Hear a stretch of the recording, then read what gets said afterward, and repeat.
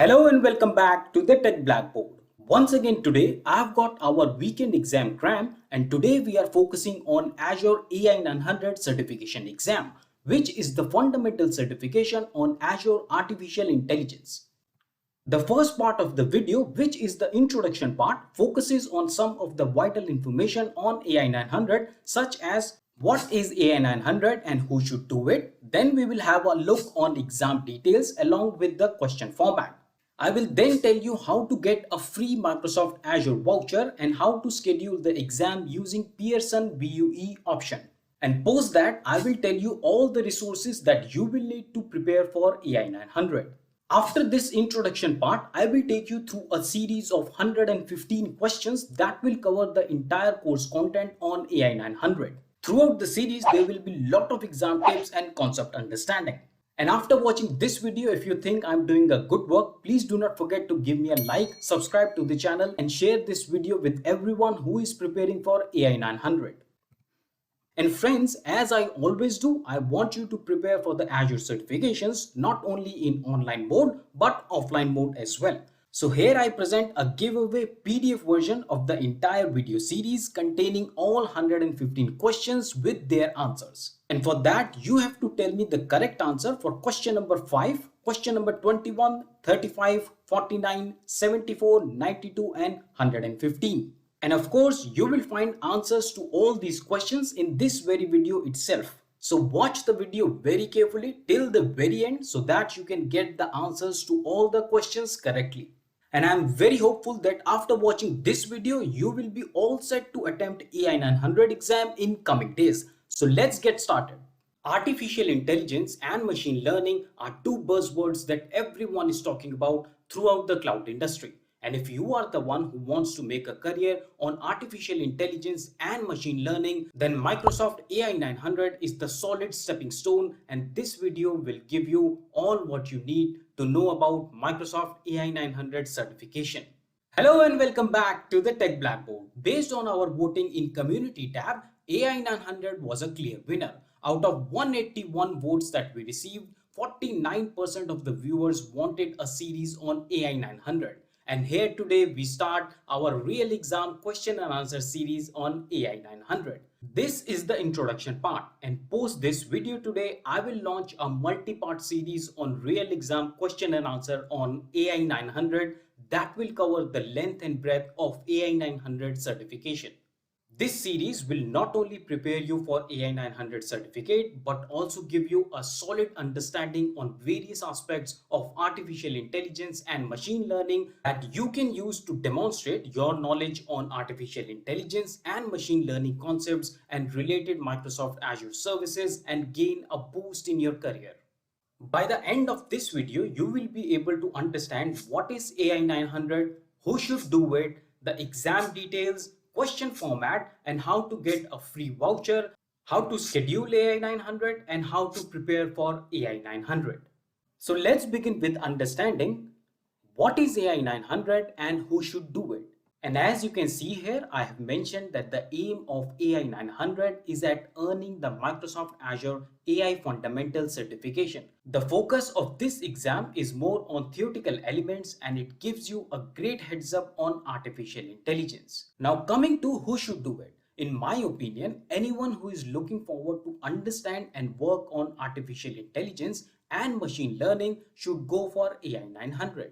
Now let me explain who should do it in a little more detail. So if you would need to interact with artificial intelligence systems or platform with machine learning at your work or office, or you want to build a career on artificial intelligence and machine learning, then AI-900 is a great place to start.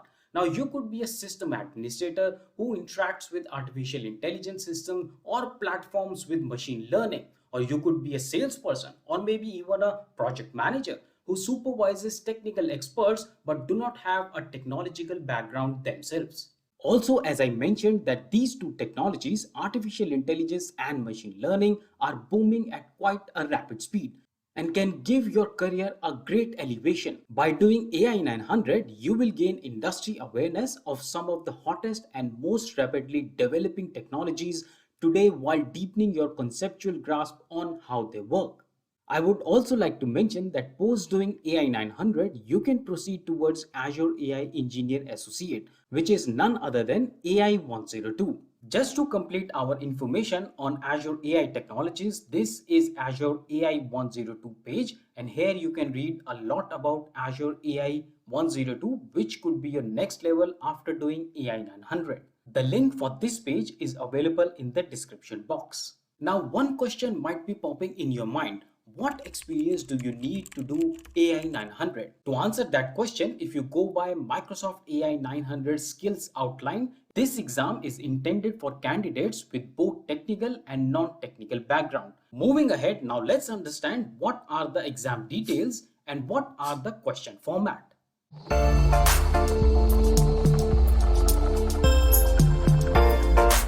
So this is official Microsoft documentation for AI 900 certification exam. On this page, you will get all the details about exam details. And then I will show you the question formats. So let's first understand details about exam. And as we have already talked about, this exam gives you an opportunity to demonstrate knowledge of machine learning and artificial intelligence, AI concepts, and related Microsoft Azure services. I have already mentioned that this exam is intended for candidates with both technical and non-technical background. Moving ahead, you can read that this exam has a passing score of 700, and it's very important that you are noting here that the English language version of this exam was updated on April 29th, 2022. I will give you more details on it when we will look at the exam outline. And then comes a very important section on scheduling the exam, how you can schedule the exam. There are two ways. You can either schedule the exam by using Schedule with Pearson VUE, or you can also schedule the exam if you are a student or instructor using Schedule with Certiport. I have created a detailed video on how to schedule your exam using Pearson VUE. More details coming up later in this video. Then the other very important thing to note, the fees of this exam is 99 USD. And if you don't want to pay this 99 USD, then there is a detailed video I have created that I will tell you just in a while that you can use to get a free Microsoft voucher not only for AI 900 but other Azure fundamental exams as well, such as Easy 900 or DP 900, SE 900 and many more.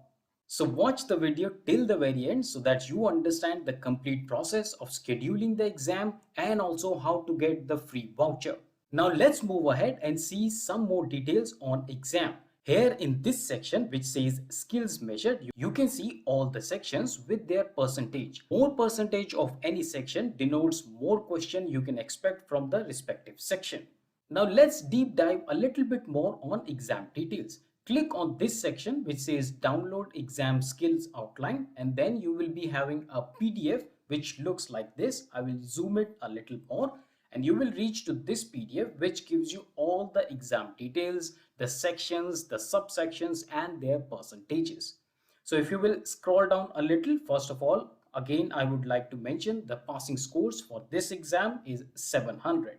Then you can see all the skills measured. You have describe artificial intelligence workload and consideration, which holds 20 to 25%. And you can also see the subsections that comes under this section. And then we have describe fundamental principle of machine learning on Azure, which holds 25 to 30% of the total weightage of the exam question. You can also note down the subsection. Then moving on, we have describe features of computer visions workload on Azure, and this has 15 to 20%. Moving on, we have one more section which says describe features of natural language processing NLP workload on Azure, which holds 25 to 30%. Further on, there is a very important section. As I mentioned you earlier, that the English version of this exam has been updated on April 29th, 2022. And in this table, you can observe all the changes. So for example, it's given that you have old objective number and then you have subtask changes and new location. Now let's see one example. Earlier in section 1.1, there was identity features of common AI workloads. And now you can see the subtask for this section has been revised. Similarly, you can also see that there are some sections which are deleted. which means there will be no question from this section, of course, because this has been deleted. Additionally, you can also observe there are some sections which are deleted or have revised subtasks. You can see that earlier this section was 5.1 and now it has been moved to 4.3. So it's a critical document. I strongly recommend that you download and read this document to a greater extent. Now let me show you something that you might be really interested to see, and that is question format. So this is the Microsoft documentation that gives you all the details about all the question format that you can expect in AI-900 certification exam. So you can read it. You have a lot of question format. You have multiple choice. There could be matching type of question. There could be sentence completion. And then moving ahead, you can see there are more multiple choice, so on and so forth. The link for this interesting page is available in the description box. So do not forget to check out this page. One more interesting thing that I want to tell you, that all these questions, the type of questions, the format of the questions, all will be covered in our upcoming series on real exam question and answers on AI-900. So if you have not subscribed to the channel, do it right away so that you get notification of our upcoming series on AI-900. Now that you understand all about exam details and question format, let me give you more details on how you can get a free Microsoft voucher that you can use to give this certification without incurring any cost. And then one more useful video on how to schedule exam. So let's move ahead. And now you can see thumbnails of two videos. The first one on the left hand side corner gives you details on how to get free Microsoft voucher for the exams like AZ900, AI900, DP900 and SC900. And on the bottom right corner, you can see the thumbnail of the video how to schedule Microsoft Azure exam using Pearson VUE.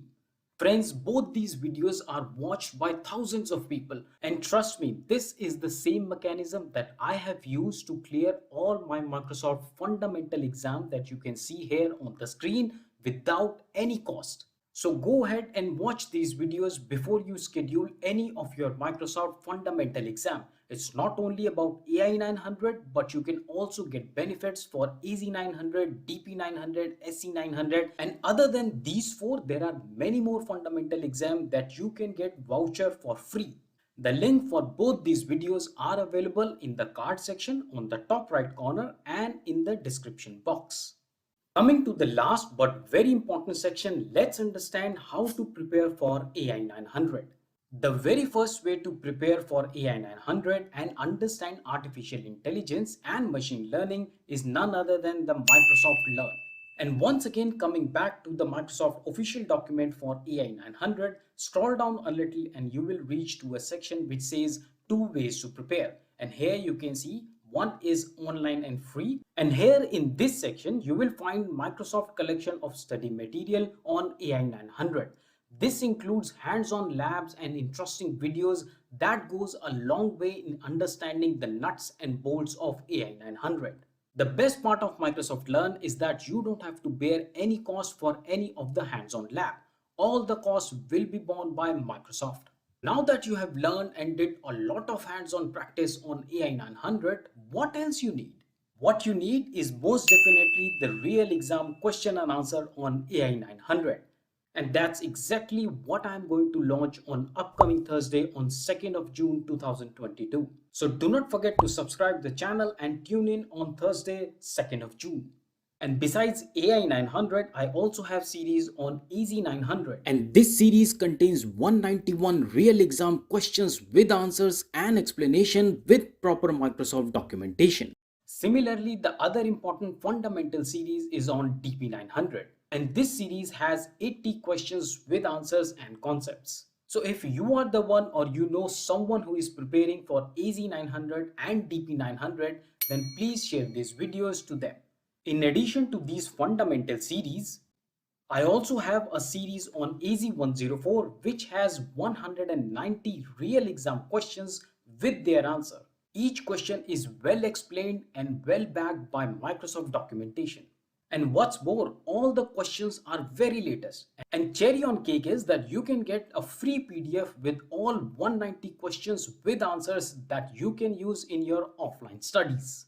So go ahead, watch this video yourself and share it with anyone who is preparing for AZ-104. Before we close this video, let's summarize what we learned today. In this video, we understood what is AI-900, who should do it, what are the exam details, what are the question format that you can expect in AI-900. Besides that, I gave you details on how to get free Microsoft Azure voucher that you can use across all the fundamental exam and give them for free. And then I gave you details on how to schedule Microsoft exams using Pearson VUE. And last but not the least, we understood what are the ways in which you can prepare best for AI-900.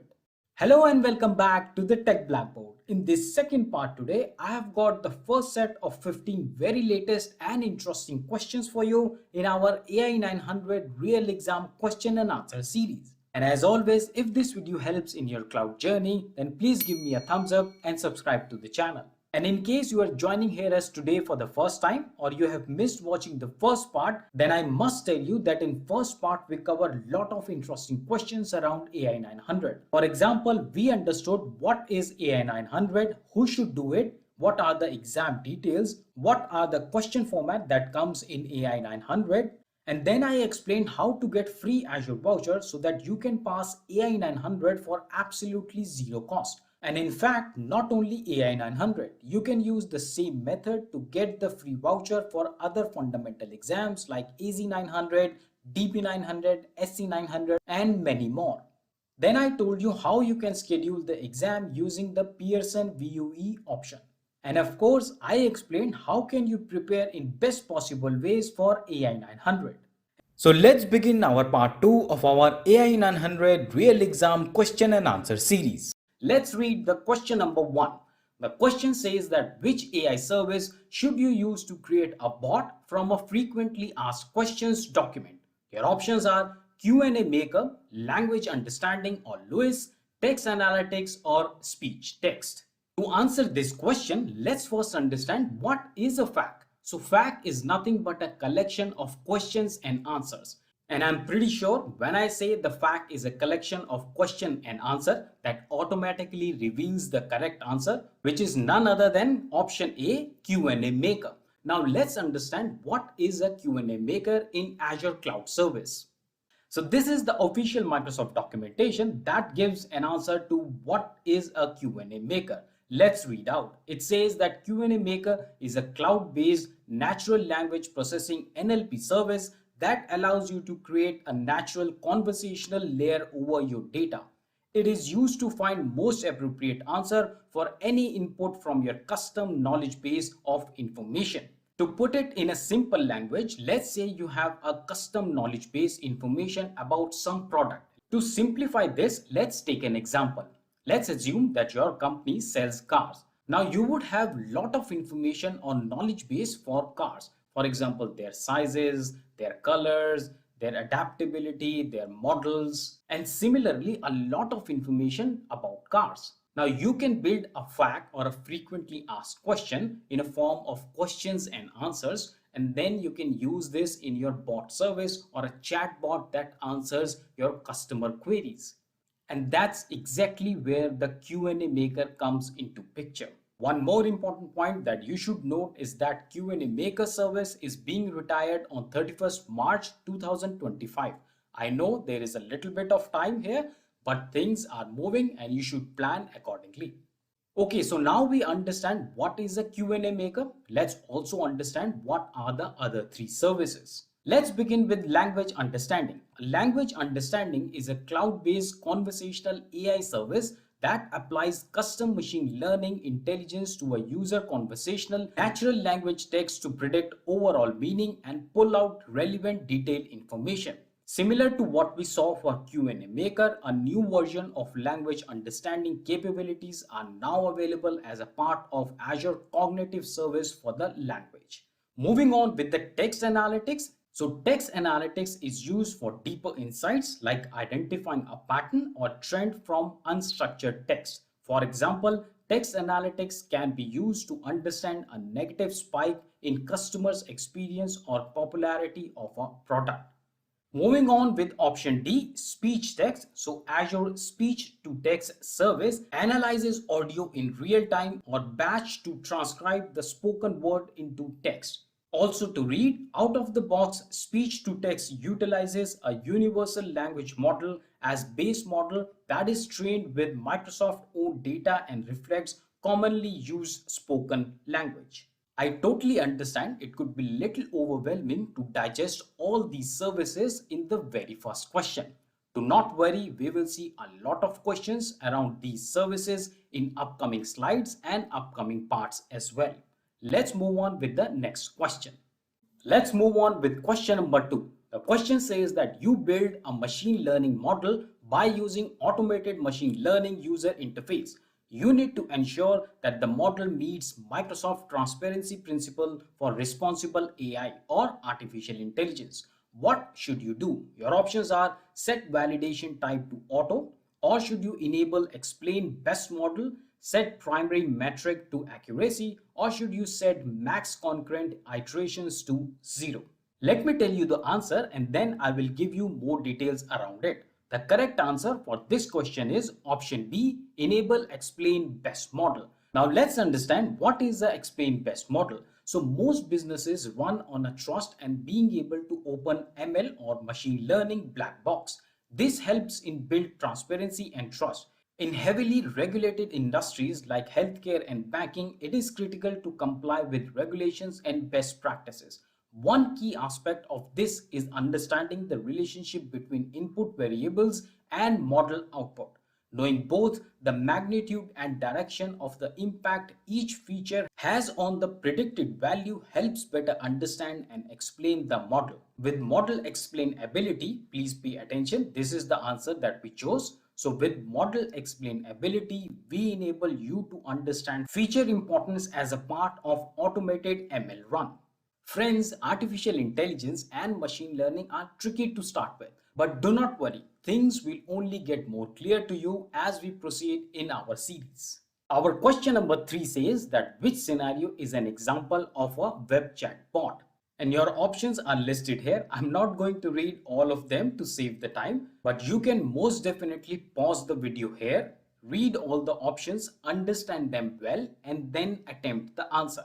But for now, I will tell you the correct answer, which is option D. From a website interface, answer common questions about scheduled events and ticket purchases for a music festival. Coming to our question number 4, and it says that for a machine learning process, how should you split data for training and evaluation? Your options are use features for training and labels for evaluation, or should you randomly split the data into rows for training and rows for evaluation? Or should you use the labels for training and feature for evaluation? The last option is randomly split the data into columns for training and columns for evaluation. The correct answer for this question is option B, which is randomly split the data into rows for training and rows for evaluation. A little bit more on this, the split data module is particularly useful when you need to separate data into training and testing sets. So use the split rows. This is what we chose here, split rows. So use the split rows options if you want to divide the data into two parts. You can specify the percentage of data to put it in each split, but by default the data is divided 50-50. You can also randomize the selection of rows in each group and use stratified sampling. If you don't know what is the stratified sampling, this is a quick overview. So a stratified random sampling is a method of sampling that involves the division of population into smaller subgroups known as strata. So essentially what you do in stratified random sampling is you break a sampling group, a bigger group, into some smaller subgroups, and those smaller subgroups are known as strata, and therefrom the name comes stratified random sampling. If you want to read more on how to split data, then this is Microsoft official documentation. All these links that I'm mentioning in this video are available in the description box. Just sharing my quick thoughts, it's amazing to see how this artificial intelligence and machine learning world is changing very quickly. You already saw in previous slides, we talk about Q&A maker, language understanding, or text analytics, or a lot of other things. Everyone is changing very fast. Microsoft is investing heavily on Azure machine learning and artificial intelligence. And as you can see, everything is going to be changed in very near future. It's a very interesting field of artificial intelligence and machine learning. And that's why it makes more sense to learn these technologies now, because henceforth their demand is only going northwards. Moving towards our question number 5, and that says, which of the following is calculated probability of a correct image classification? Your options are accuracy, confidence, root mean square error, or sentiment. The correct answer for this question is option B, confidence. In question number 6, we will see our first complete the sentence kind of question. Let's read out. Ensuring an AI system does not provide a prediction when important fields contain unusual or missing value is, there is a dash here, so you have to fill a value here, principle for responsible AI. Your options are an inclusiveness, a privacy and security, a reliability and safety, or a transparency. The correct answer for this question is option C, a reliability and safety. If you want to read more on reliability and safety, then this is the Microsoft page. Scroll down a little and you will reach to a section which says reliability and safety. You can read, it says that AI systems need to be reliable and safe in order to be trusted. It's important for a system to perform as it was originally designed and for it to respond safely to new situations. Now you can read the entire page. It gives you details not only about reliability and safety, but also inclusiveness, expandability, and lot more. I will give the link for this page in the description box. Coming to question number 7, and that says ensuring that the numeric variable in training data are on a similar scale is an example of dash. And to complete this sentence, you have following options. The first one is data ingestion, feature engineering, feature selection, or model training. The correct answer for this question is option C, feature selection. Coming up, our question number 8. The question says that you want to create a model to predict sales of ice cream based on historic data that includes daily ice cream sales total and weather measurement.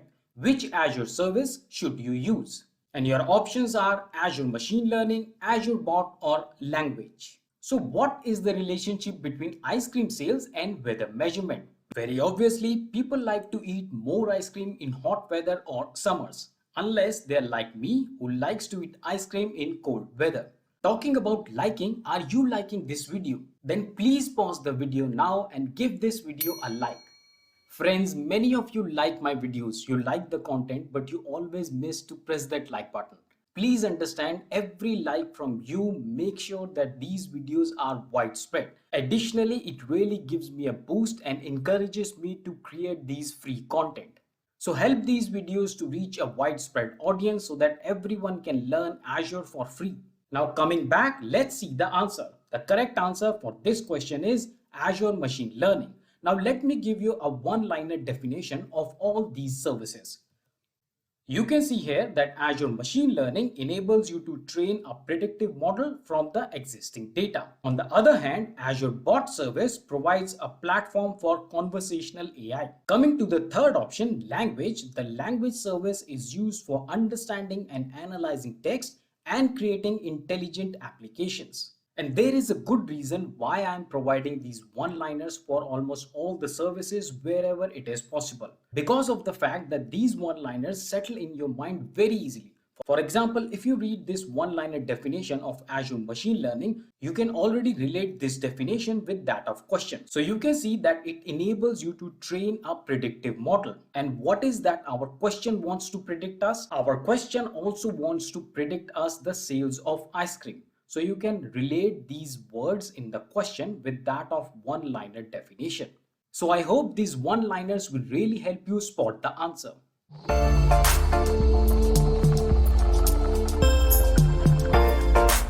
Our question number 9 says that the interactive answering of questions entered by a user as a part of an application is an example of what?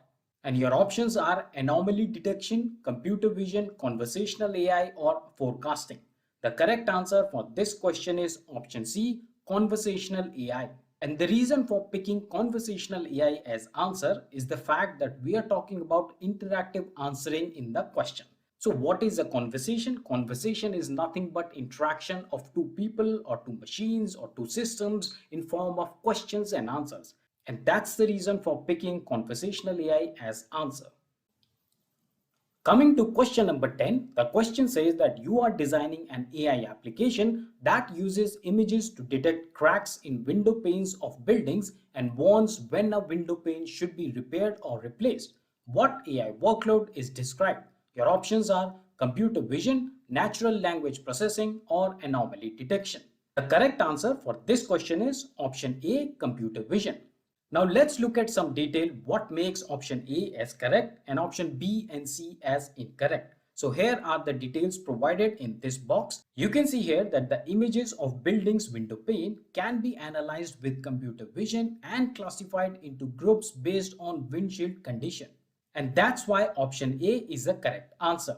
Coming to the option B, this is incorrect obviously because natural language processing is used to understand and analyze text and create intelligent application. So NLP cannot detect any cracks in window panes. Coming to the option C, which is anomaly detection. So anomaly detection is used to analyze data over time and identify unusual changes. And of course, this also has nothing to do with detection of cracks in Windows pane. So hopefully that clears the logic behind picking computer vision as an answer to this question.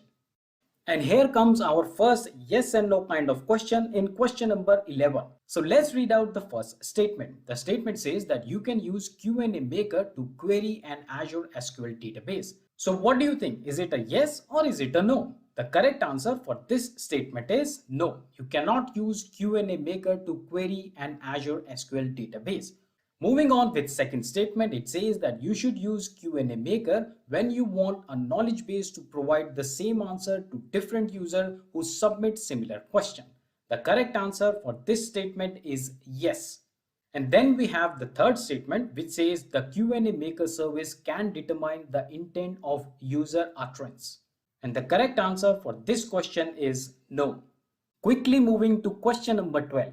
The question says a company employs a team of customer service agents to provide telephone and email support to customers. The company develops a web chat bot to provide automated answers to common customer queries. Which business benefit should the company expect as a result of creating a web chat bot solution? And your options are increased sales, a reduced workload for the customer service agent, or improved product reliability. Simply putting it, the question is just asking you whether this web chat bot will help the company to increase sales, or will it help to reduce the workload of customer service agent, or will it help to improve product reliability. And I'm most sure that you have already guessed the answer, which is option B, a reduced workload for the customer service agent. But most surely I will give you some more details. So here you can see the first option is incorrect. Why? Because a web chat bot is just for answering the common customer queries, and this will surely not increase the sales. The second option that we saw, which is correct option, a web chat bot can most surely reduce the workload of customer service agent. And then the third option, there is absolutely no relationship between product reliability and a web chat bot. I hope this makes the answer more clear to you.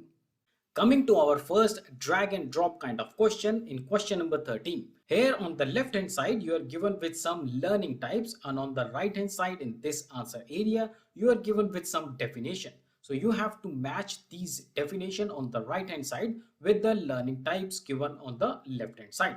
So let's read the first definition. So the first definition is predict how many minutes late a flight will arrive based on the amount of snowfall at an airport. Do you think it's a classification or clustering, or is it regression? And the correct learning type for the first statement is regression. Moving on, we have segment customers into different groups to support a marketing department. And for this statement, the correct learning type is clustering. Then moving on, predict whether a student will complete a university course. The correct learning type for this one is classification. To help you further, let me give you broad understanding of regression, clustering, and classification. Starting with regression, we have, in most basic sense, regression refers to prediction of numeric target. Linear regressions attempts to establish a linear relationship between one or more independent variable and a numeric outcome or dependent variable. And you can use this module to define a linear regression method and then train a model using a labeled data set. The trained model can then be used to make predictions. Coming to clustering, so clustering is a method of grouping data points into similar clusters. It is also called segmentation. For example, you might apply clustering to find similar people by demographics. You might use clustering with text analysis to group sentences with similar topics or sentiment. Then coming to classification, two-class classification provides the answer to simple two-choice questions such as yes and no or true or false. And if you remember correctly, the third statement of our question number 13 was asking whether the student will be able to complete the university course or not. And this is just a very simple yes and no kind of question. And that's why we chose classification for the third statement. Now let's move on. Quickly moving towards our question number 14. The question says a predictive app provides audio output for visually impaired users. Which principle of responsible AI is reflected here? The options are transparency, inclusiveness, or fairness. And the correct answer for this question is option B, inclusiveness. Now let's try to understand the logic behind picking inclusiveness as the answer. So here in this box, you can see the first one, transparency, is incorrect because transparency is all about fully communicating the purpose of the system, how it works, and what limitations may be expected.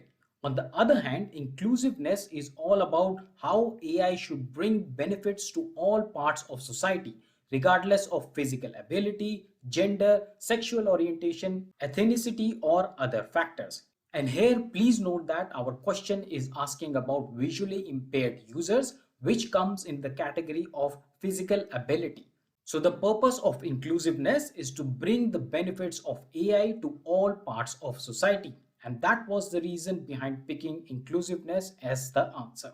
Moving on, we have fairness, and fairness is about developing models and application without incorporating any bias based on gender, ethnicity, or other factors that might result in an unfair advantage or disadvantage to specific groups. Now, at first glance, you might get confused between the definition of inclusiveness and fairness because they both talk about gender or sexual orientation or ethnicity and other factors. But do not get confused. Inclusiveness just means that you are including all parts of society and you are not discriminating based on their physical ability or gender or sexual orientation, ethnicity, or any other factor.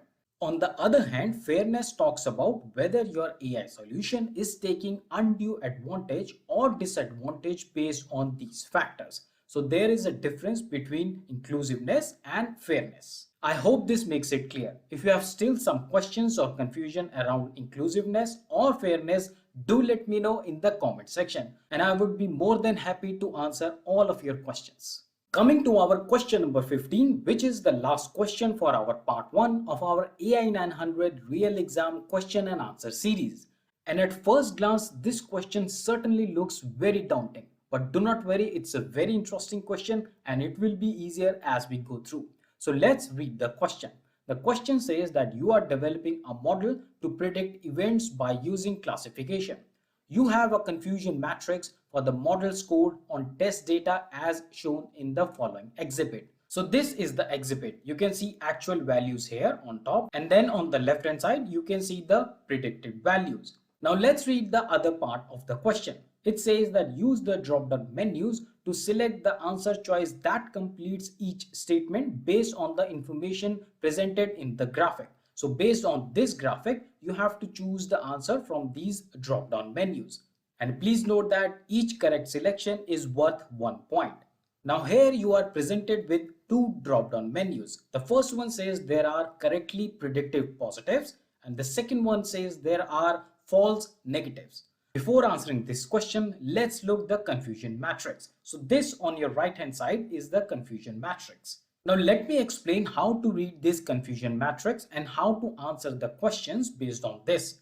But before we move ahead, one disclaimer here. This table or this image will not be given in the actual question. This is just to demonstrate and explain you how we are picking the answer, but this surely will not be there in the actual exam. So you have to learn it by heart before attempting the exam. Okay, so now let's move on. On the top of the image, it is true class. Then on the left hand side, we have predictive class. Then you can see under the true class, we have positive and negative. Similarly, under the predicted class, we have negative and positive. Now, what is this combination? So this combination which says TP is what? True positive. Then we have false positive. Then we have false negative. And then we have true negative. Now let's understand how you can relate this matrix to that of the question and come up to the correct answer. So in the first drop-down menu, it says correctly predictive positives. Now coming back to the matrix, you can see on the left-hand side, we have predicted class. So predicted class is nothing but the prediction that you have done. So let's say you have done a true prediction. The first value in all the boxes of this matrix relate to the predicted class. And the second value relates to the true class. Now let's understand what actually this first box implies. So it means that you predicted a value of true for something, and then the correct or true value for that thing is also positive, which means that your prediction matches with the true value. And that's exactly what our first drop-down menu says. So here you have correctly predicted value. So which box will you be in the matrix? You will be in this first green box. And what is the value of this first green box in the question? It is 11. And that's why the correct answer for the first drop-down menu is 11. Coming to the second one, it says false negative.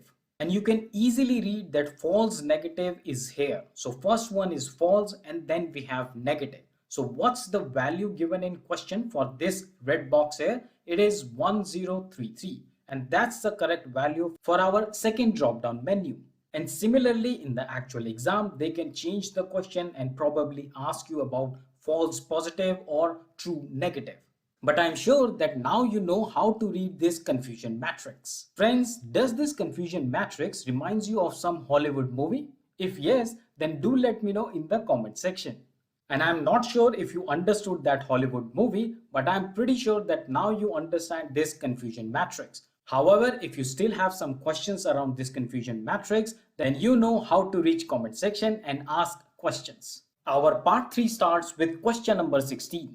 The question says that you need to determine the location of cars in an image so that you can estimate the distance between the cars. Which type of computer vision should you use? Your options are optical character recognition or OCR, object detection, image classification or face detection. And the correct answer for this question is option B, object detection. Now this is the Microsoft official document that talks about detect common objects in images. You can see this comes under computer vision. Let's read the first paragraph. The first paragraph says that object detection is similar to tagging, but the API returns bounding box coordinates for each object found in the image. For example, an image contains dog, cat, and person.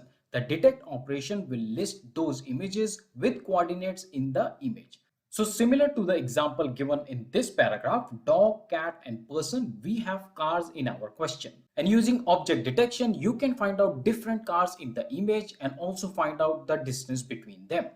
And that's the reason choosing object detection as an answer to this question.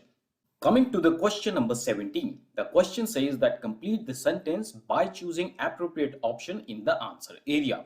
Azure Machine Learning Designer lets you create machine learning models by, your options are adding and connecting modules on a visual canvas, automatically performing common data preparation tasks, automatically selecting an algorithm to build the most accurate model, or using a code-first notebook experience. Let's first understand what is Azure Machine Learning Designer and then we come back to the answer. On this Microsoft documentation, you can find all the details that you need to understand for Azure Machine Learning Designer. Let's read the few parts of it. So it says that the Azure Machine Learning Designer is a drag and drop interface to train and deploy models in Azure Machine Learning. This article helps the task you can do in the designer. And as you can see in this little animation, you can drag and drop components dataset onto the canvas and build an entire flow. You can read a lot more about this, how to train the model, how to do deployment. A lot of information is there. A good page to learn about Microsoft Azure Machine Learning Designer. The link is available in the description box. However, the most relevant section to answer this question is this one, that the Azure Machine Learning Designer is a drag and drop interface. Coming back to our presentation, and based on the information that we gathered on Microsoft documentation, the correct answer for this question is option A, adding and connecting modules on a visual canvas.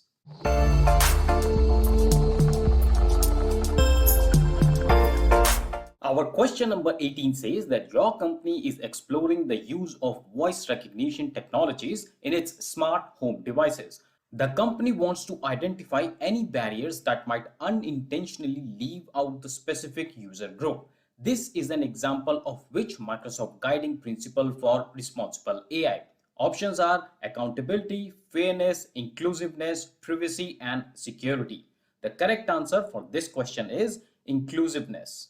And here is the quick justification for the answer. The keyword here is unintentionally. It's very clearly mentioned in the question that the company does not want to unintentionally leave out specific user groups. Company wants to do all its efforts so that no specific groups are left out in this voice recognition technologies. And that's why we have chosen inclusiveness as an answer. Reading a little bit more, inclusiveness design practices can help system developers understand and address potential barrier in a product environment that could unintentionally exclude people. By addressing these barriers, you can create opportunities to innovate and design better experiences that benefit everyone. So once again, the crux of this explanation is that inclusiveness is all about including people from all strata or all groups of life. Question number 19 says a housing dealership wants to use historic apartment sales data to train a machine learning model. The model should predict the price of pre-owned apartment based on its location, size, and apartment aging. What kind of machine learning model should the dealership use automated machine learning to create? And your options are classification, regression, or time series forecasting. And the correct answer for this question is option B, regression. A quick tip from my side, whenever you are predicting a numeric value, you should always go for regression as your answer. What numeric value are we predicting in this question? We are predicting the price of a pre-owned apartment. So in case Microsoft changes the real question in the exam, you know if there is a prediction to be done for a numeric value, then you should always look for regression as an answer. Our question number 20 says, what are the three Microsoft guiding principles for responsible AI? Each correct answer presents complete solution. You should note that each correct selection is worth 1 point. So in total, you have 3 points for this question. And your options are knowledgeability, decisiveness, inclusiveness, fairness, reliability, and safety. The correct answer for this question is option C, inclusiveness, option D, fairness, and option E, reliability and safety. I strongly recommend you should go through this Microsoft documentation to identify guiding principles for responsible AI. This is one page that we will be referring very often throughout this entire series on AI-900 real exam question and answer. Very important page. The link is available in the description box. Quickly moving to question number 21. It says that a bank wants to use historic credit card repayment records to categorize credit card application as low risk or high risk based on the characteristics like credit amount, the income of the borrower, and the credit period. What kind of machine learning model should the bank use automated machine learning to create? Your options are classification, regression, or time series forecast. And the correct answer for this question is option A, classification. Now here is a quick exam tip. So earlier in question number 19, I told you that whenever you want to predict a numeric value, you should always go for a regression model. On the other hand, if you want to predict a category, then you should always go for the classification model. And here, what are we categorizing? We are categorizing credit card applications as low risk or high risk.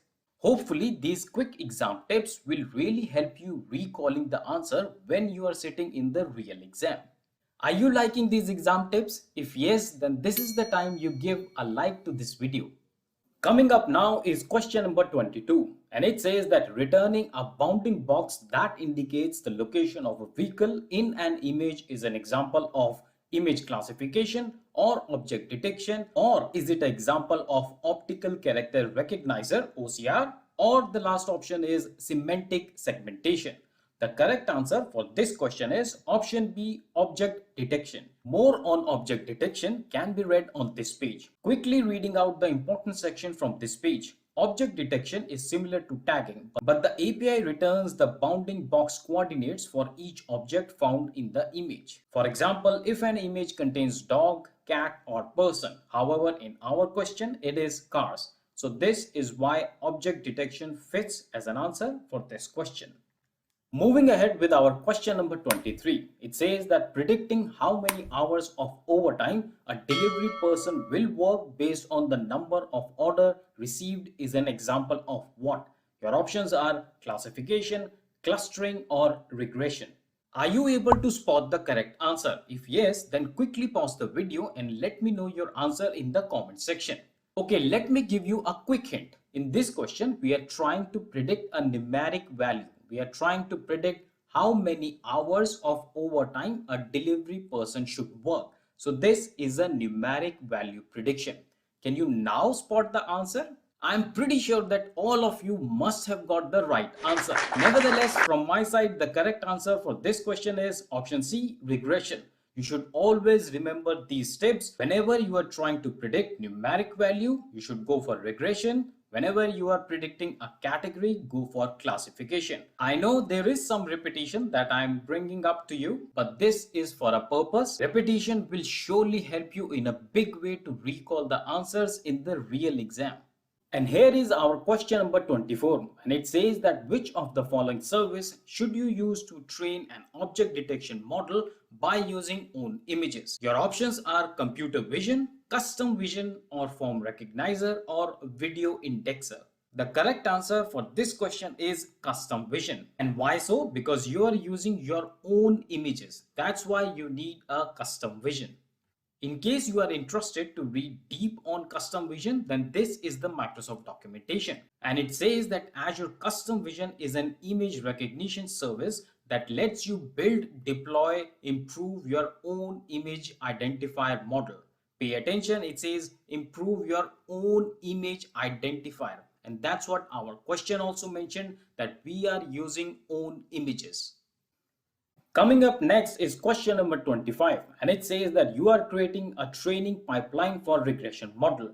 You use a dataset that has multiple numeric columns in which the values are on different scales.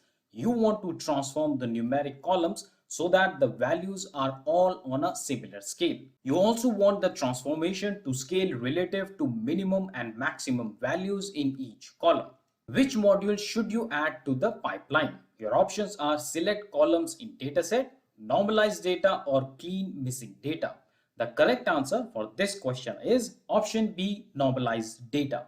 Coming to question number 26, the question says that what are two tasks that can be performed by using computer vision service?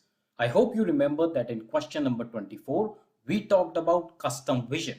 And here we are talking about computer vision. Moving ahead, it says each correct answer presents a complete solution. You should note that each correct selection is worth 1 point. The options are given here: train a custom image classification model, detect face in an image, recognize handwritten text, or translate the text in an image between languages. And the correct answer for this question is option B and option C.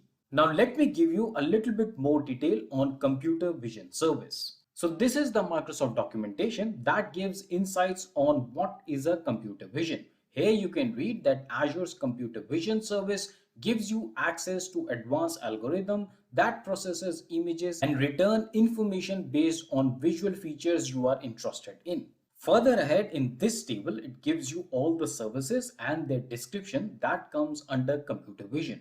Here you can see we have optical character recognition, which is popularly known as OCR, and the OCR service helps you to extract the text from the images. The second important section of this table related to our question is this one, image analysis. And it says that image analysis service extracts many visual features from images such as object, faces, adult content, and auto-generated text description.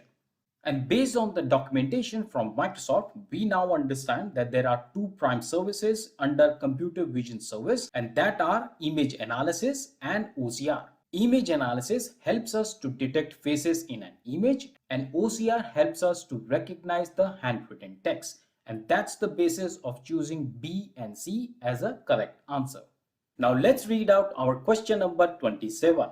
This is a fill in the blanks or complete the sentence kind of question. It says dash is used to generate additional features. Your options are feature engineering, feature selection, model evaluation, or model training. The correct answer for this question is option A, feature engineering. Now let me show you Microsoft documentation basis on which I have picked option A as a correct answer.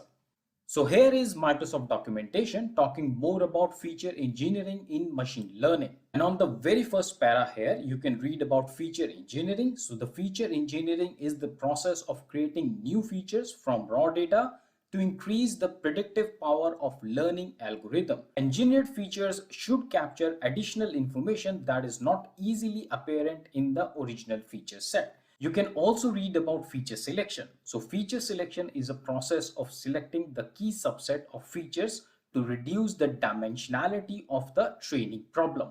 So I hope you understand the difference between feature engineering and feature selection. Feature engineering is a process to create new features using the existing data that you have. However, on the other hand, the feature selection is a process of selecting a key subset.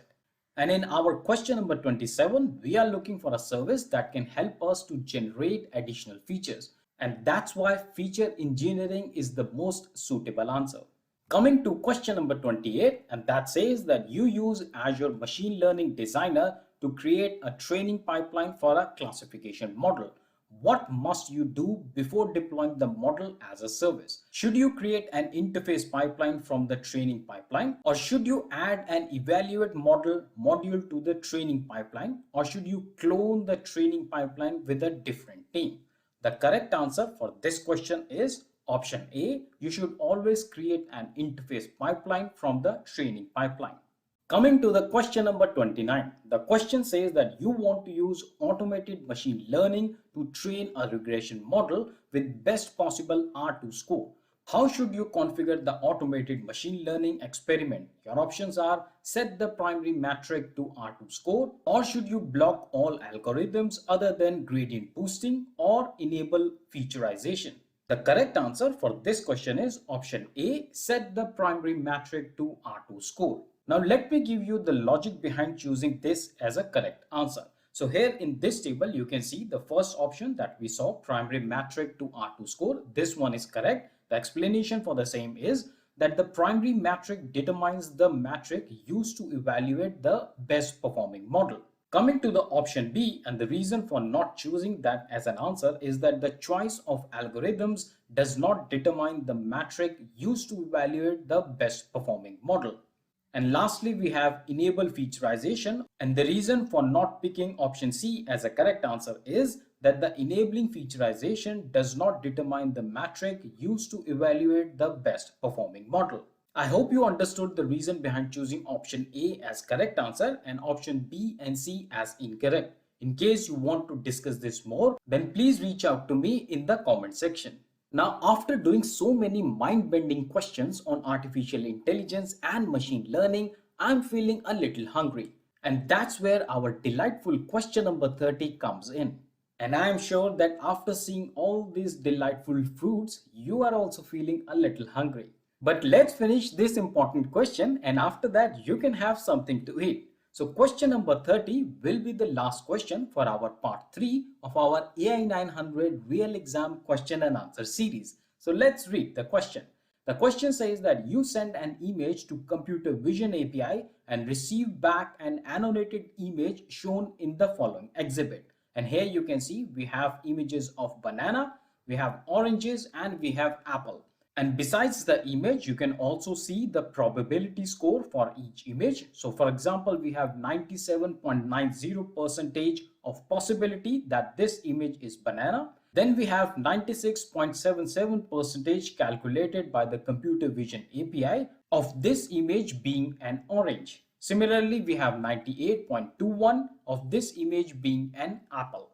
Further ahead, the question asks which type of computer vision was used. Your options are object detection, semantic segmentation, optical character recognition, or image classification. And I'm pretty sure that you all have guessed the correct answer, which is option A, object detection. We already discussed in detail about object detection in question number 22. So you can refer back that question. Also, the link for Microsoft documentation on object detection is available in the description box. Friends, I am eagerly waiting for your valuable feedback on this set of 15 questions in part 3. All of you, please engage more and more in the comment section. You can ask questions, you can even help other viewers in answering their questions. And this way, you not only help the community as a whole, but also demonstrate your understanding on Azure concepts. And as always, if this video has helped you in any way, please do not forget to give this video a like. And if you're new here, please subscribe to the channel. And if you have already liked the video and subscribed to the channel, a big thanks from my side. Now let's start our part 4. Let's begin our part 4 with question number 31. The question says that you are working in a tour and tourism company. Your company wants to use computer vision service to analyze images of location and identify well-known monuments. What should you do? Should you retrieve the objects in the image? Should you retrieve the categories of the image specifying the celebrity's domain? Or should you retrieve the categories of image specifying the landmark domain? The correct answer for this question is option C. Now let's look at the explanation for each of the options. So here in this box, we can see the first one, which was the retrieve object in the image. The explanation of this option being incorrect is that the object might identify monuments as monuments, but not as a specific well-known landmark. Moving to the option B, the explanation is that the celebrity domain includes well-known people, but not the monuments. And in this case, we have to identify the well-known monuments. On the other hand, the third option we saw is the correct answer. The reason is that the landmark domain includes well-known monuments around the world. And that's why this option fits the answer. And here comes our question number 32, and that says that why do you split data into training and validation sets? Your options are listed here. Let's check out the first option. The first option says that data is split into two sets in order to create two models. One model with training set and a different model with validation set. The second option says that splitting data into two sets enables you to compare the labels that the model predicts with the actual known labels in the original data set. The third option says only split data when you use the Azure Machine Learning Designer and not the other machine learning scenarios. And the correct answer for this question is option B. Now let's look at the reasons why these options are correct or incorrect. So here in this box, you can see the explanation of all the options. Looking at the first one, we're talking about validation set in the option A. So the validation set is used to test the model created with the training set. And that's why it's incorrect, because we are trying to understand why do we split data. Moving on with the option B, which was a correct option. The explanation for that is that you want to test the model created with training data on validation data to see how well the model performs with the data it was not trained on. So this is very important. Whenever you are training a model, you have some data, you split the data in one training set and one validation set. So of course, the training set is used to train the model, and the validation data set is the data set against which you test your model. And that's why it is so important to split your data between training and validation set. So you can train your model and you can validate the model as well. Moving on with the third option C, the reason is that splitting data into training and validation set is an important part of all machine learning. And here, this option just says you that you should only split the data when you are using Azure Machine Learning Designer and not otherwise, which is incorrect. And here is our question number 33. The question says that what are two metrics that you can use to evaluate a regression model? Each correct answer presents a complete solution. You should also note that each correct selection is worth 1 point. Now let's check out the options given. The first option is coefficient of determination or R2.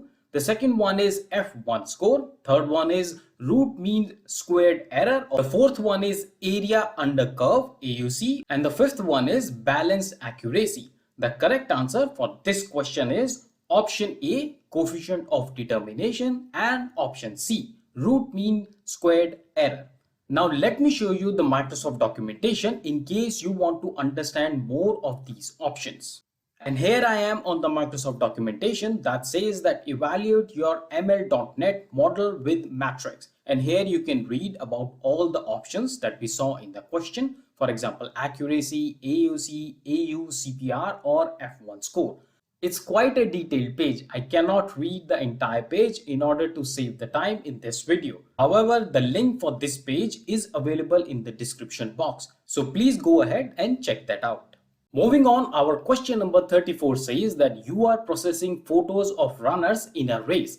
Now you need to read the numbers on runner's shirt to identify the runners in the photos. What type of computer vision should you use? Your options are facial recognition, optical character recognition or OCR, semantic segmentation, or object detection. The correct answer for this question is option B, optical character recognition. The reason is very simple. So whenever your requirement or the question is asking you that you should read the numbers or text in an image or photo, then OCR is the technology that you should go for. And here is the Microsoft documentation that talks more on optical character recognition. The documentation says that optical character recognition allows you to extract printed or handwritten text from images such as photos of street signs and products, as well as from documents like invoices, bills, financial reports, article, and more. Microsoft OCR Technologies supports extracting printed text in several languages. And here you can see Microsoft has shown that there are several documents, and in case you want to read these texts out of the documents, you can have a poster and you want to read the text out of the poster or bills or financial reports, then OCR is the technology that you should consider.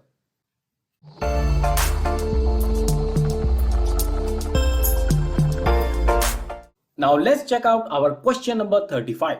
The question says that which type of machine learning should you use to identify groups of people who have similar purchasing habits? Your options are classification, regression, or clustering. The correct answer for this question is clustering. Now let me give you the reason why clustering is the correct answer, because clustering is used to group instances of data into clusters that contains similar characteristics. And here in the question, you can see that we need to identify groups of people who have similar purchasing habits.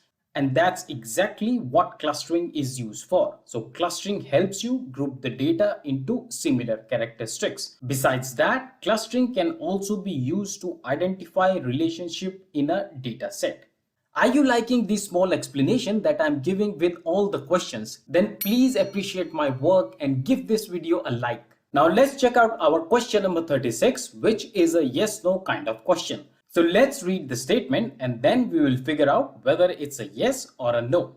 So the first statement says that the custom vision service can be used to detect object in an image. We have already seen in many of our previous questions that yes, we can use custom vision to detect objects in an image. Thus the answer for this question is yes. Moving on with the second statement, it says that the custom vision service requires you to provide your own data to train the model. And the correct answer for this question is yes. In case there is a confusion in your mind whether this statement is correct or not, then let me give you a quick relationship between the key terms in this statement. So you have custom vision. Whenever there is something or some solution which is custom, then what do you imply with that? If anything is custom made, then normally you're talking about data or a solution that you have created on your own. And that's why when we are talking about custom vision service, the data is provided by you. I hope this small relationship between the keywords will definitely help you recall the correct answer when in exam. Moving on, the third statement says that the custom vision service can be used to analyze video files. The correct answer for this statement is no.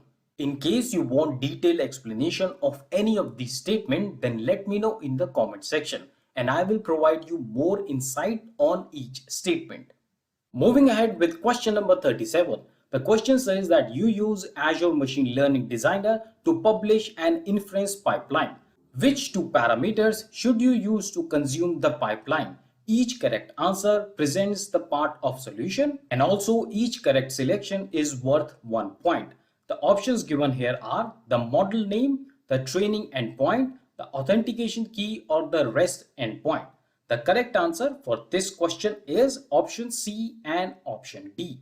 Quickly moving to question number 38. The question says that from Azure Machine Learning Designer to deploy a real-time inference pipeline as a service for the other service to consume, you must deploy the model to which of the following? Your options are a local web service, Azure Container Instances or Azure Kubernetes Service, or should you deploy the model on Azure Machine Learning Computer? The correct answer for this question is option C, Azure Kubernetes Service. Now let me take you to the Microsoft documentation to validate this answer.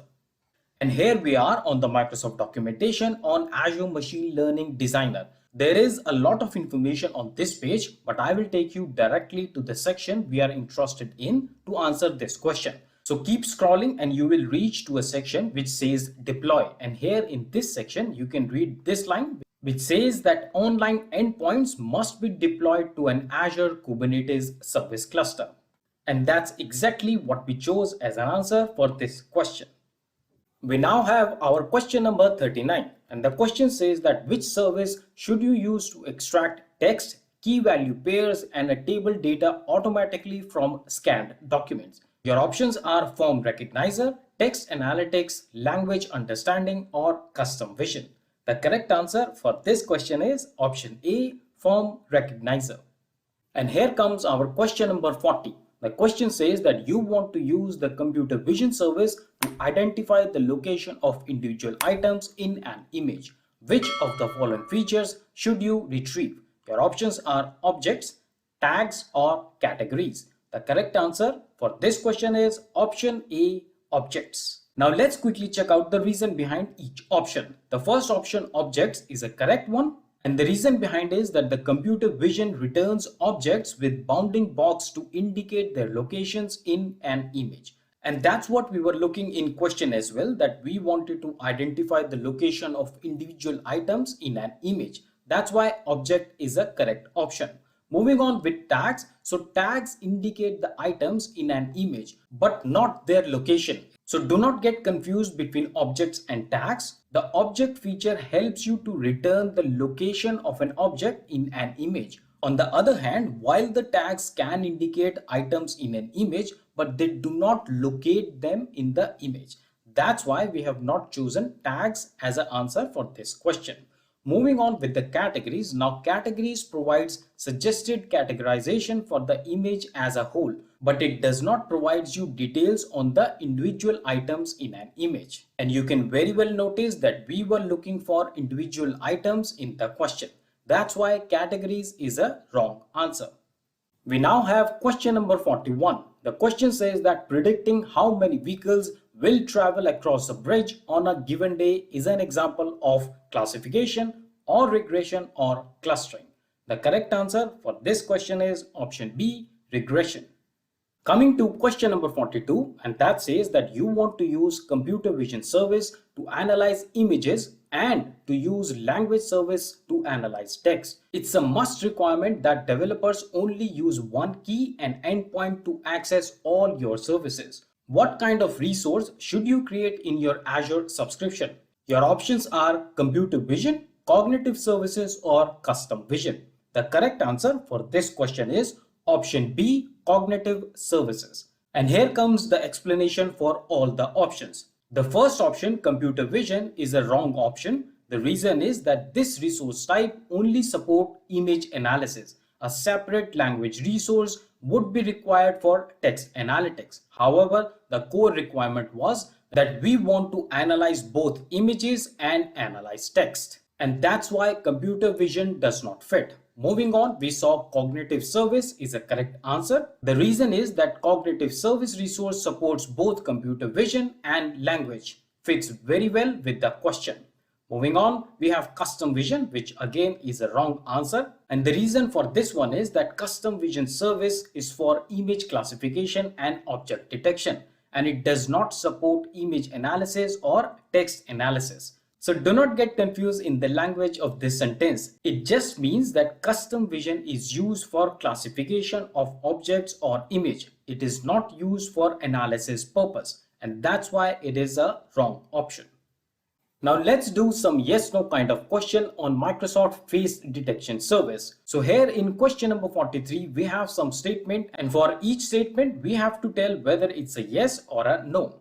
So let's read the first statement. The first statement says that the face service can be used to perform facial recognition for employees. The correct answer for this statement is yes. Of course, it can be used for the facial recognition of employees. In fact, not only you can use face detection service to recognize your employees, you can use the face detection to recognize the faces in general.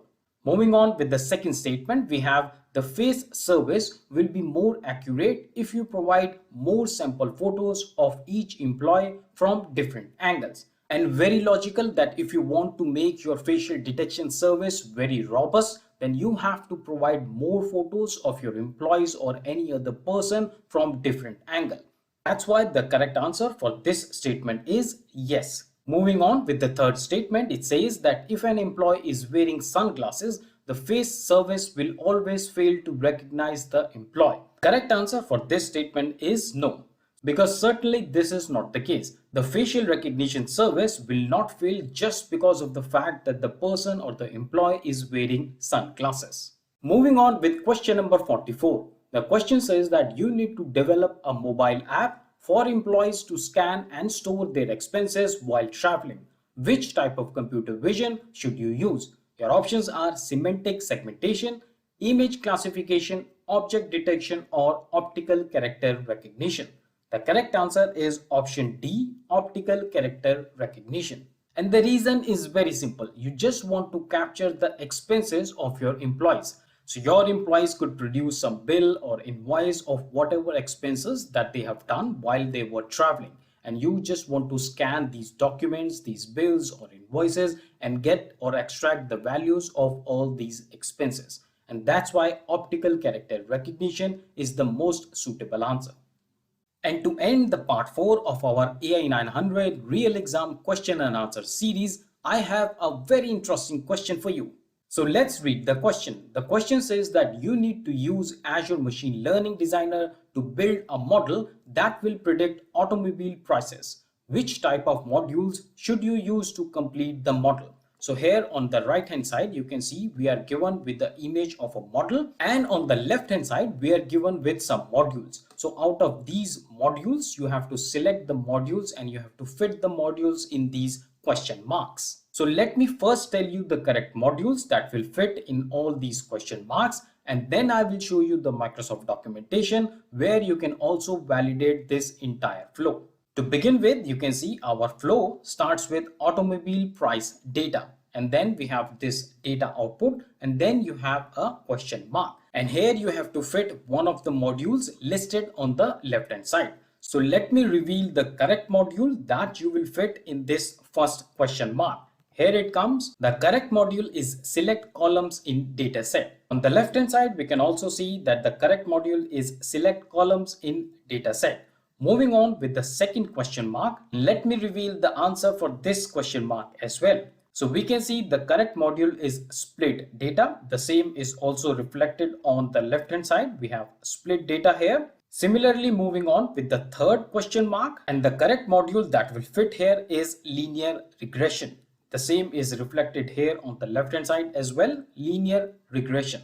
Now let me take you to the Microsoft documentation where you can read, validate and understand this flow better.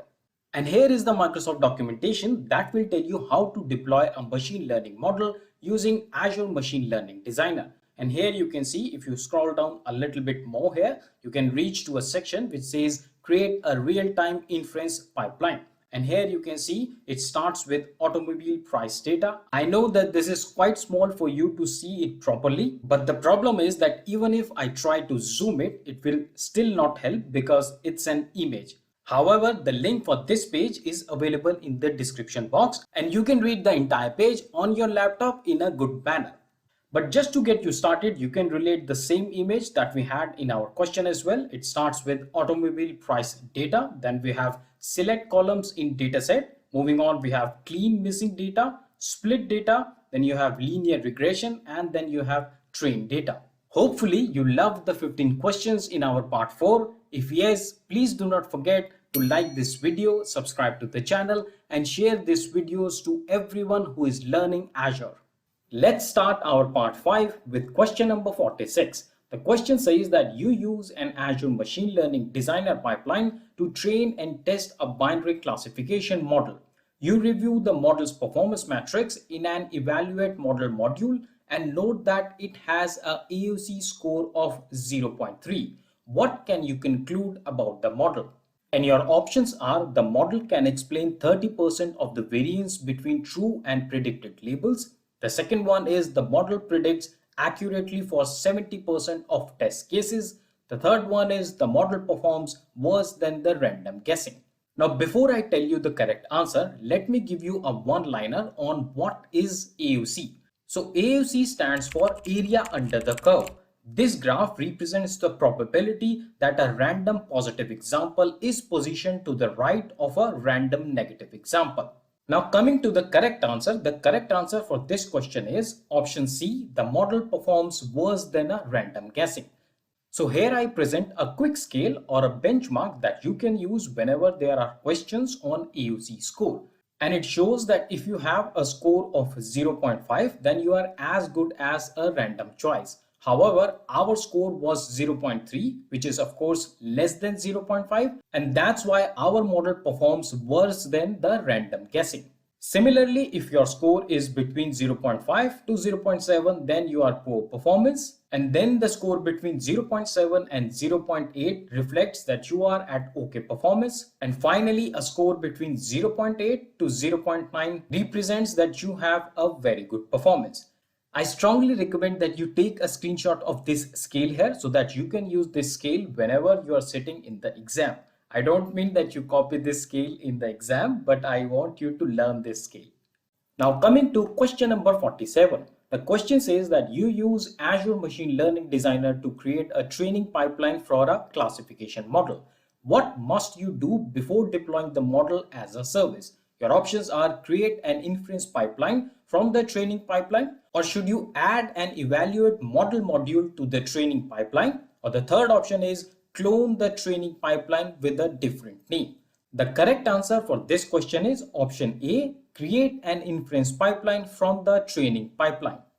Our question number 48 says that you are using Azure Machine Learning Designer to create a training pipeline for a binary classification model. You have added dataset containing features and labels, a two-class decision forest module, and a train model module. You plan to use score model and evaluate models to test the trained model with a subset of dataset that wasn't used for training. What's the another module should you add? Your options are join data, split data, select column in dataset. The correct answer for this question is option B, split data. The reason is that you should always use split data module to randomly split dataset into test and validation subsets. Moving on, we have question number 49. It says that the ability to extract subtotals and totals from a receipt is a capability of the custom vision, form recognizer, ink recognizer, or text analytics. The correct answer for this question is option B, form recognizer. And just to get you started with Azure Form Recognizer, this is the documentation. And you can read here that to accelerate your business processes by automating information extraction, Form Recognizer applies advanced machine learning to accurately extract text, key value pairs, tables, and structures from the document. Further, it says that with just a few samples, tailor the Form Recognizer to understand your documents both on-premise and in cloud. Turn the document into usable data at a fraction of the time and cost to focus more on acting on the information rather than compiling it. And that's exactly what our question demanded as well. The question wanted us to extract subtotals and totals from a receipt. That's why we chose Form Recognizer as an answer to this question. Let's move on with question number 50, and here we have a yes/no kind of question. Let's read the first statement. It says that Azure Machine Learning Designer provides a drag and drop visual canvas to build, test, and deploy machine learning models. And the correct answer for this statement is yes. And the reason is that Azure Machine Learning Designer lets you visually connect datasets and modules on an interactive canvas to create machine learning models. Moving on with the second statement, it says Azure Machine Learning Designer enables you to save your progress as a pipeline draft. The correct answer for this statement is yes. Very surely with Azure Machine Learning Designer, you can connect the modules to create a pipeline draft. And that's why this is a yes statement. Moving on with statement C, we have Azure Machine Learning Designer enables you to include custom JavaScript function. And the correct answer for this statement is no. Coming to a very interesting question, question number 51. The question says that you have the following data set. So you can see here you have household income, you have postal code, and then you have house price category. You can see the values of each column here.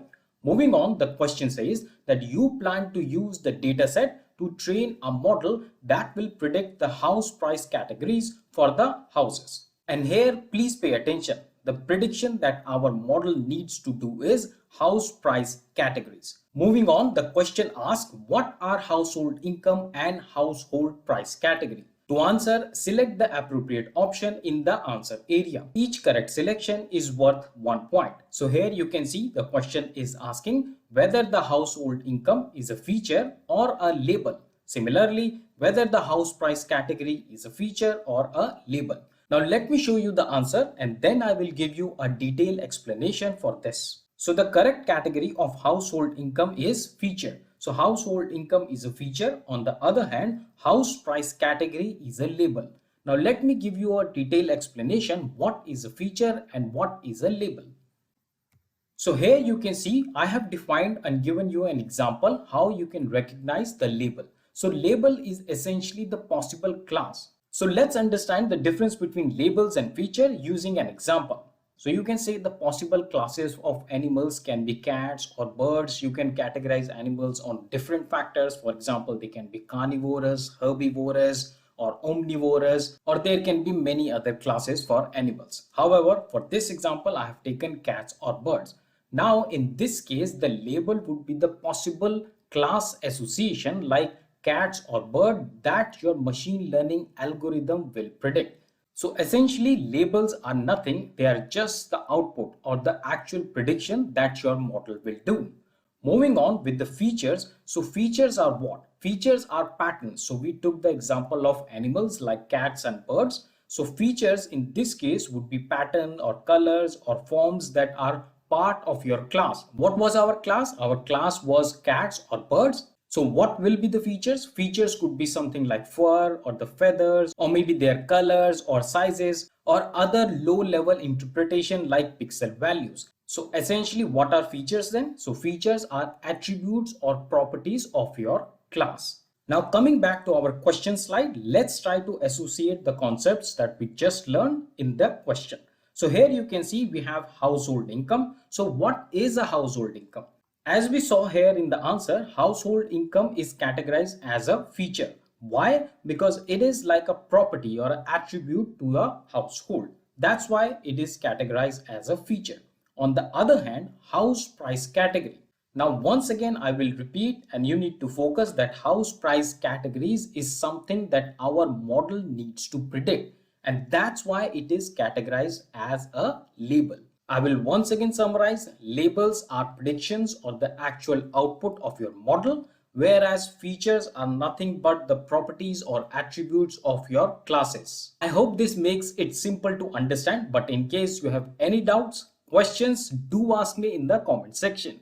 Coming to question number 52, the question says that you are building a tool that will process images from retail stores and identify the products of competitors.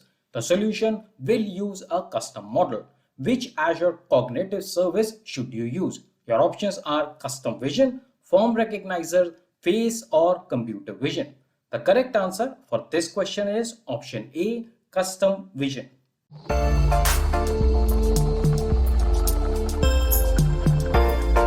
Now let's jump to the question number 53. And the question says that you plan to use the custom vision service to train an image classification model. You want to create a resource that can only be used for model training and not for prediction. Which kind of resource should you create in your Azure subscription? Your options are custom vision, cognitive services, or computer vision. The correct answer for this question is option A, custom vision. So here in this box that appears now, you can see option A, custom vision is correct, because when you create a custom vision resource, you can specify whether it is to be used for training, prediction, or both. And that's why custom vision fits this question. Moving on with cognitive service resource can be used by custom vision service for both training and prediction. So basically, when you're using cognitive service, you cannot specify that whether it is to be used for training or prediction or both. It has to be used by both training and prediction. Then we have computer vision, and in this case, the computer vision service does not support the training of custom image classification model, and that's why it doesn't fit this question. Coming to the question number 54, and that says that when you design an AI system to assess whether loan should be approved, the factors used to make decisions should be explainable. This is an example of which Microsoft guiding principle for responsible AI. Your options are transparency, inclusiveness, fairness, privacy, and security. And the correct answer for this question is option A, transparency. Now let me give you a little bit more detail on transparency. So achieving transparency helps the team to understand the data and algorithms used to train the model, what transformation logic was applied to the data, the final model that was generated, and its associated assets. This information offers insights about how the model was created, which allows it to be reproduced in a transparent way. And that's why transparency is the option that fits this question well. In case you want to read more on the other principles of responsible AI, then this is the Microsoft documentation. And here on this page, you can read all the 6 principles for responsible AI, which are accountability, inclusiveness, reliability, and safety. Then we have fairness, transparency, and last but not the least, privacy and security. It's well elaborated page. You will understand a lot, and in one sense this is a very important page as well, because a lot of questions in AI 900 are coming around these 6 key principles for responsible AI. The link for this page and all the other documents that I'm using in this video are available in the description box. Moving on with question number 55. Before I read this question, friends, it's my humble request that if you're liking the content so far, then please press that like button. Your each like boosts my confidence. It encourages me to do all these hard work in collecting the latest questions and finding supporting Microsoft documentation. So please support me by pressing that like button. Now let's read the question. The question says that what information must you provide to developers who want to use image classification model? Your options are, should you only provide project ID? Or the option B is that along with the project ID, you also provide the model name and the key and the endpoint for the prediction resource. And the option C says that with project ID, you also provide the iteration number and the key and the endpoint for the training resource. The correct answer for this question is option B, that you should provide project ID, the model name, and the key and the endpoint for the prediction resource. Now let me give you a little explanation of each option. So option A, which said that we should only provide the project ID, is an incorrect option. The reason is that project ID on its own is not enough information to use the published model. On the other hand, the option B we saw is a correct option. Why? Because to use published model, you need to provide project ID, model name, and key and the endpoints for the prediction resource. The third option is also incorrect. The reason is that you need to provide model name rather than the iteration number. And also understand the key and endpoint must be for the prediction resource and not for the training resource. And that's why option C is an incorrect option. Moving on with question number 56, and it says that you are designing an AI system that empowers everyone, including people who have hearing, visual, and other impairments. This is an example of which Microsoft guiding principle for responsible AI. The options are transparency, inclusiveness, fairness, privacy, and security. The correct answer for this question is option B, inclusiveness. And the reason is that we want to include everyone, as mentioned in the question, that the AI system empowers everyone and it also includes the people who have hearing or visual or any other kind of impairments. That's why inclusiveness is the correct answer. Now let's read question number 57. The question says that you run a charity event that involves posting photos of people wearing sunglasses on Twitter. You need to ensure that you only retweet photos that meet the following requirements. The first requirement is include one or more faces, and the second one is contain at least one person wearing sunglasses. What should you do to analyze the image? Should you use the verify operation in face service or should you use the detect operation in face service? The third option is, should you use the describe image operation in the computer vision service? And the last option is the analyze image operation in the computer vision service. And the correct answer for this question is option B, you should use the detect operation in the face service. Let's check out our question number 58. The question says the handling of unusual or missing values provided to an AI system is a consideration for which of the following Microsoft principle for responsible AI. The options are listed here. The first one is transparency, inclusiveness, fairness, privacy and security, or the last one is reliability and safety. The correct answer for this question is option E, reliability and safety. And here comes question number 59. The question says that you train an image classification model that achieves less than satisfactory evaluation metrics. How might you improve it? Your options are, should you reduce the size of the images used to train the model, or should you add a new label for unknown classes? And the last option is, should you add more images to training set? And the correct answer for this question is, you should always add more images to the training set. Just to give you a little more detail, here is the reasoning for all of the options given here. The option A, which is an incorrect option, the reason is that changing the size of images is unlikely to improve performance significantly, and reducing them may even lose some resolution and make model worse. That's why the option A is an incorrect option. Then moving on, the option B, which asked us to add a new label for the unknown class. This is also an incorrect option. The reason is that adding an unknown label will not improve the accuracy of the predictions for the classes you want to identify. That's why this is an incorrect option. And the reason for option C as a correct option is that generally adding more images to the project and retraining the model is likely to improve the performance. And that makes option C as a correct option. And now on your screen is question number 60, which is the last question for our part 5 in our AI-900 real exam question and answer series. This again is a statement based question and you have to tell whether the statement is yes or whether it's a no. Let's read the first statement. The first statement says, forecasting housing prices based on historical data is an example of anomaly detection. The correct answer for this statement is no. And then comes our statement B, which says that identifying suspicious sign-ins by looking the deviation from usual patterns is an example of anomaly detection.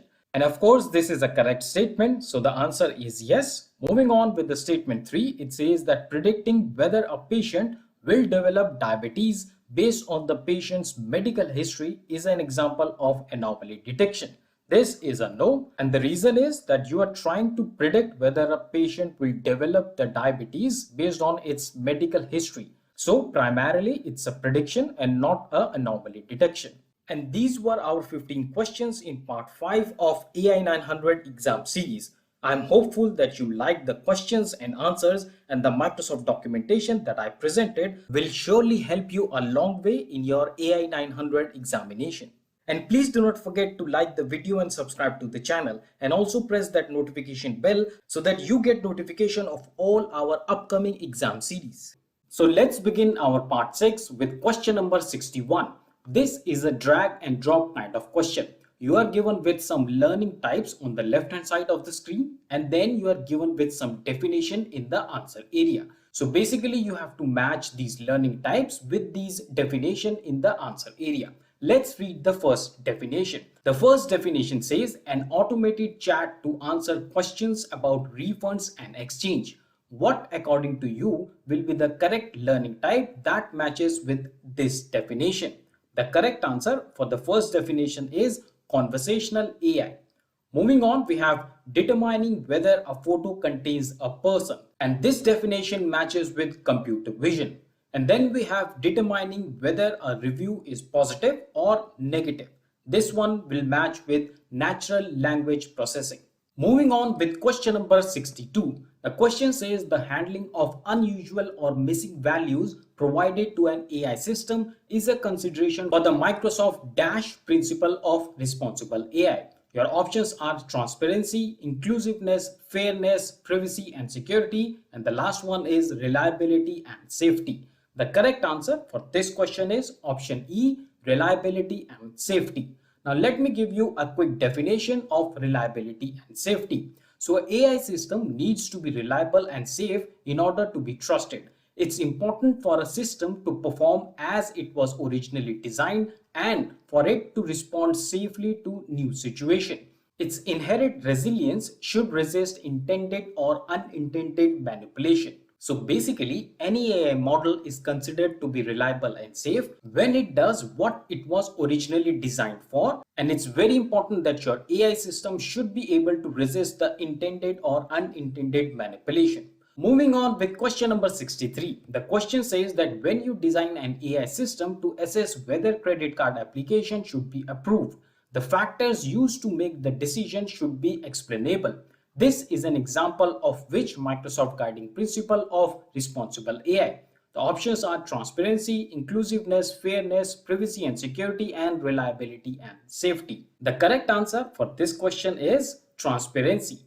And as always, let me give you a quick definition of transparency. So achieving transparency helps the team to understand the data and algorithms used to train the model. What transformation logic was applied to the data the final model generated and its associated assets. This information offers insights about how the model was created, which allows it to be reproduced in a transparent way. Moving on with question number 64. The question says that you need to predict the income range of a given customer by using the following data sheet. And here you can see that we are given the names of the customer, then we have addresses, or you can say the countries of the customer. We also have age, weight, and then we have educational level, and then we have income range. Moving on, the question says that which two fields should you use as features? Each correct answer present a complete solution. And your options are name, address, age, weight, educational level, or income level. Now, before we directly jump into the answer, let's understand some key aspect of this question. The first very important thing in these kind of questions, always look what are you going to predict. So here we are going to predict the income range. So what does income range becomes? So income range now becomes a label. So anything that your model has to predict, or you can also say that output of your AI model is a label. Now coming to features. So what are features? Features are like properties or attributes of your subject or your class. Here our subject or class is customer. And what are the features? Our features are customer can have name, it can have address, age, weight, education level. All these are features. Now as per the question, you need to tell two fields or two features that will help you predict the income range. Now let me tell you the correct answers for this question. The correct answer is option C, age, and option E, education level. Now you may ask that why I have not chosen name, address, weight as an answer, even though all these are also attributes or features. And the reason is very simple. The name or address or your weight, they do not contribute towards your income range. However, your age, what age are you in, and what is your education level, that really contributes to how much you will earn in life.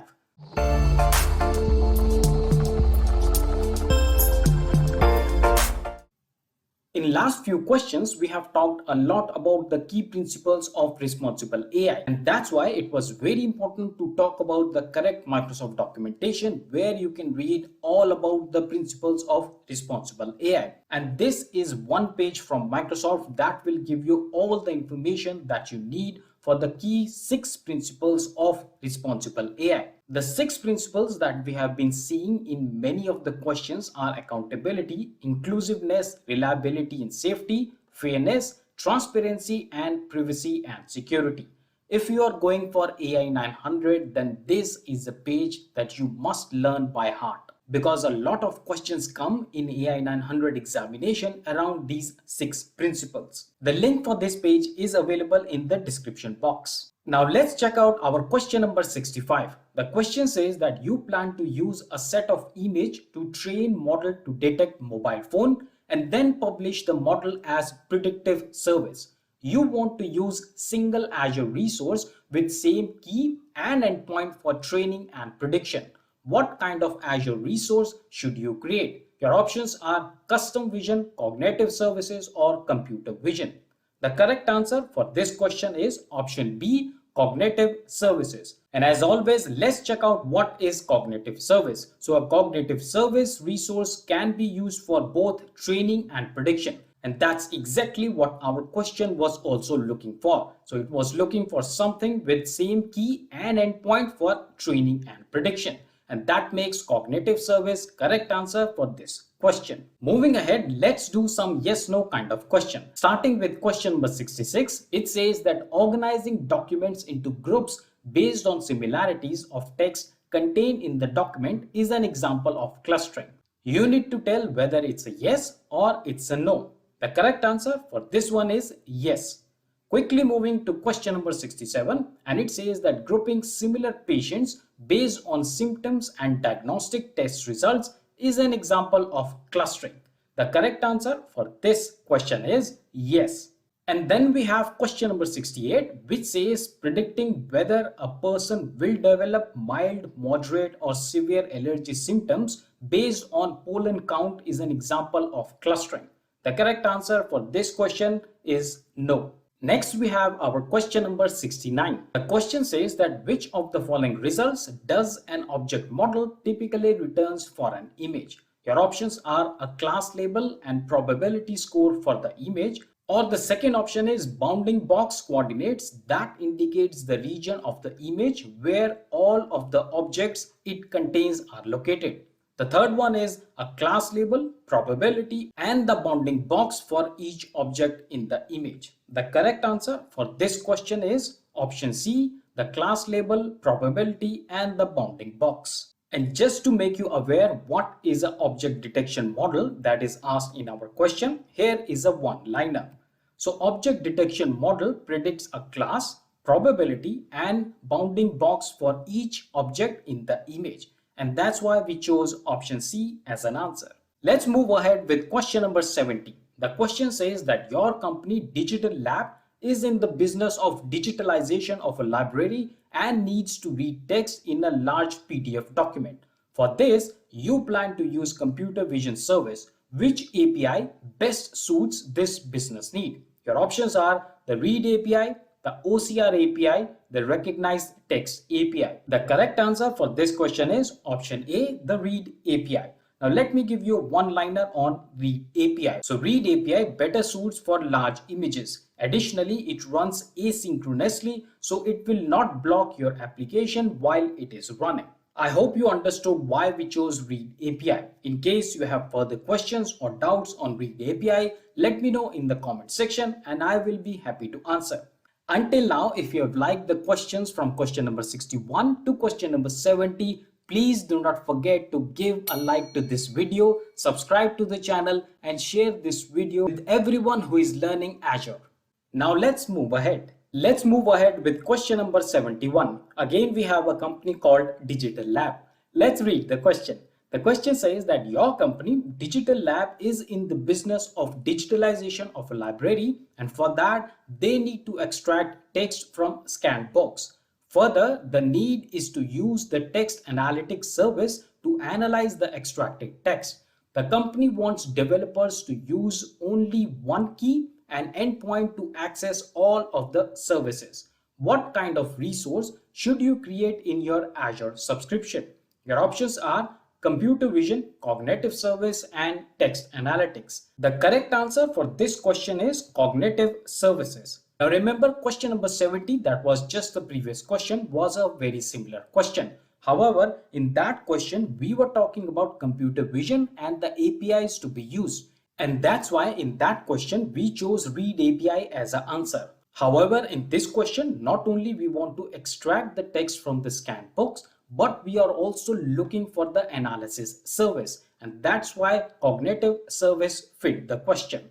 But anyways, let's understand what is a cognitive service. Cognitive services resource support both computer vision for text extraction and text analytics for text analysis. And that's exactly what our question is looking for. We want to extract the text and then we want to analyze the extracted text. Now let's move ahead with question number 72. The question says that you want to use face service to detect human faces in an image. How does the service indicate the location of faces it detects? Your options are a pair of coordinates for each face indicating the center of the face, or the two pairs of coordinates for each face indicating the location of eyes, or the third option is a set of coordinates for each face defining a rectangular bounding box around the face. And the correct answer for this question is option C. Another detail on this one is that the location of detected face are indicated by coordinates on rectangular bounding box. And for the exam purpose, if you want to remember in an easy way, then a quick trick from my side is that whenever you're trying to click an image from your mobile phones, you always see a rectangular bounding box around the faces when you're shooting some human being. And that's exactly what face service is also related to. And then we have question number 73. It says that you are building a tool that will process images from retail stores and identify the products of competitors. The solution will use a custom model. Which Azure cognitive service should you use? Your options are custom vision, cognitive service, or computer vision. The correct answer for this question is option A, custom vision. Now let's move to question number 74. The question says, what is one aspect that may impair facial detection? Your options are smile expression, extreme angles, or fast shutter speed. Before I tell you the answer, it's very important that whenever you're reading the question, read the important words very carefully. In this question, it's asking one aspect that may impair your facial detection. It's not asking that one aspect to enhance your facial detection. So impair means something that will jeopardize your AI model or something that will make your AI model bad. Okay, so now let me tell you the answer. The correct answer is extreme angles. And why so? Because the best results are obtained when faces are full frontal or as near as possible to full frontal. So basically it suggests that whenever you're developing an AI model that detects face, then the images that you use to train the model should be full frontal or as much as near to full frontal. And just to give you an analogy, if you have ever created a passport or a visa, then the passport authority or the embassy will always ask you to look front so that best picture can be captured and that can be used to recognize you in future. Now let's move to question number 75. The question says that you want to use face service to identify named individuals. What must you do? Should you use computer vision service? Or should you use face service to retrieve age and emotional state of each person? Or should you use face to create a group containing multiple images of each named individual and train model based on the group? The correct answer for this question is option C, where you need to create a group that contains multiple images of some named individual so that your AI model can train on those multiple images and it's better efficient to detect the named individuals. And as I just mentioned that creating a group that contains multiple images of named individuals enables you to train a facial recognition model. Let's move ahead with question number 76. The question says that your company is exploring the use of voice recognition for a smart mobile device. The company is committed to identify any barriers that might unintentionally leave out specific user groups. This is an example of which Microsoft guiding principle for responsible AI. Your options are accountability, fairness, inclusiveness, privacy, and security. The correct answer for this question is inclusiveness.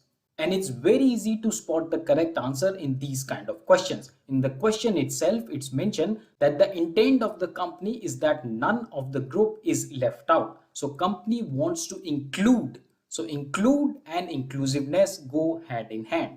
Moving on with question number 77. This question says that a medical research project uses a large anonymized data set of brain scan images that are categorized into predefined cancer types. You need to use machine learning to support early detection of different cancer types in images before the images are reviewed by a person. This is an example of which type of machine learning. The options are clustering, regression, or classification. The correct answer for this question is option C, classification, because you are trying to classify or categorize different kind of cancer types. And now we have question number 78. The question says that you plan to use form recognizer pre-built receipt model. What kind of Azure resource should you create? Your options are, should you create computer vision resource? The second option is form recognizer or cognitive service resource. And the third option is only form recognizer. The correct answer for this question is option B. And the reason is that both the form recognizer resource and cognitive services resource provide access to the form recognizer service. Moving on quickly to question number 79.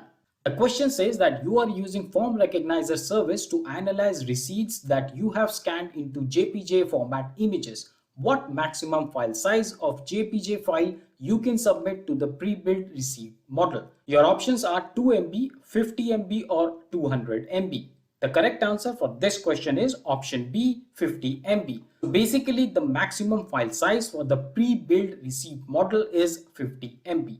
And this brings us to the question number 80, which is the last question of our part 6 in AI-900 Real Exam Question and Answer series. We started this part 6 with a drag and drop kind of question, and we are ending or closing this part 6 also with a drag and drop kind of question. So let's read the question. So the question says that match the principles of responsible AI to the appropriate requirement. Here you can see we are given with some of the principles on the left hand side, and then we are given some requirements on the right hand side. So basically in the question, you would have to drag these principles and match with these definitions or requirements. So let's read the first principle. The first one says that personal data must be visible only to approve. The correct AI principle that matches with this one is privacy and security. Moving on, the second one says the system must not discriminate based on gender and race. And the AI principle that matches with this one is fairness. So basically our AI model is fair with all gender and race. Then the third definition says that automated decision-making process must be recorded so that the approved users can identify why a decision was made. And the correct AI principle that matches with this one is transparency. And before I close this video, I want to bring you again on one of the most important documentation for AI-900. You will find the link for this page in the description box. I hope you like these 20 questions in our part 6. If yes, then please do not forget to like the video, subscribe to the channel, and share these videos to everyone who is learning or preparing for AI-900. And in case you are interested, we also have question and answer series on AZ-900, DP-900 and AZ-104. Till we meet again, stay fit, keep learning, and thanks for watching. So let's begin our part 7 with question number 81, which is a yes-no kind of question on text analytics. The first statement says the text analytics service can identify in which language the text is written. So you have to tell whether it's a yes or a no. Let me give you the correct answer for this statement. It's a yes. Moving on with the statement B, we have the text analytics service can detect handwritten signatures in a document. And the correct answer for this statement is no. And that implies that the text analytics service cannot detect handwritten signatures in a document. Moving on with the third statement, we have the text analytics service can identify companies and organizations mentioned in a document.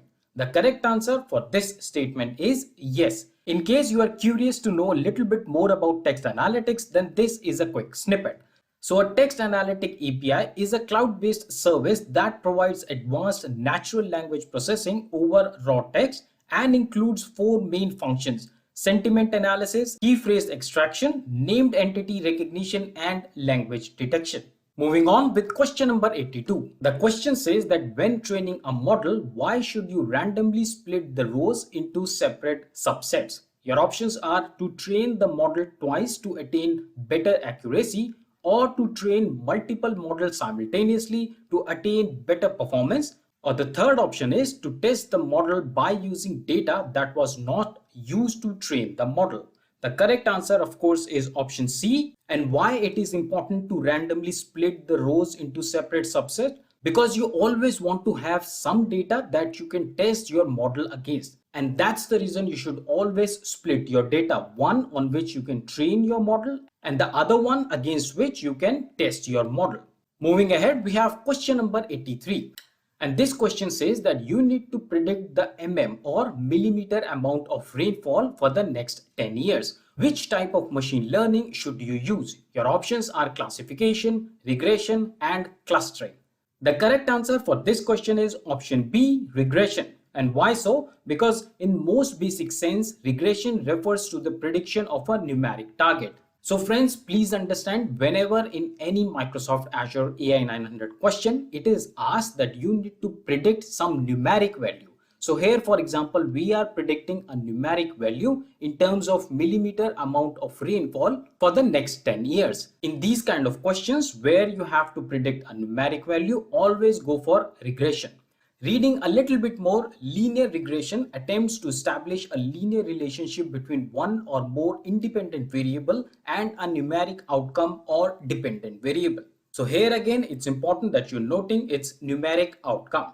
And then it says that you use this model to define a linear regression method and then train a model using labeled data set. The trained model can then be used to make prediction. I hope these small quick tips will really help you when you are sitting for the real exam.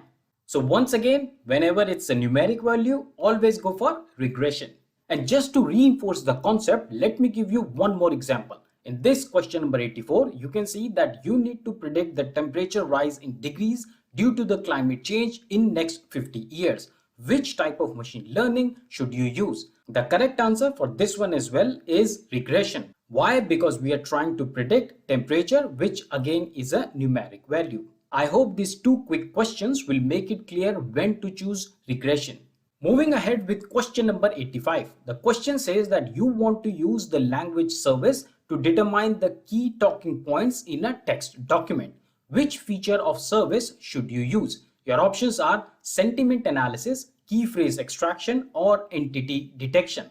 The correct answer for this question is option B, key phrase extraction. And now let me give you one-liner explanation of each option. So the sentiment analysis, which is an incorrect option, sentiment analysis returns a numeric score indicating how positive or negative text is. And then moving on with key phrase extraction, that can be used to identify the main talking point in a text document. And that was the exact ask of the question as well. Moving on, the entity detection identifies specific types of entities in the document and not the main talking point. And that's why we have not chosen entity detection.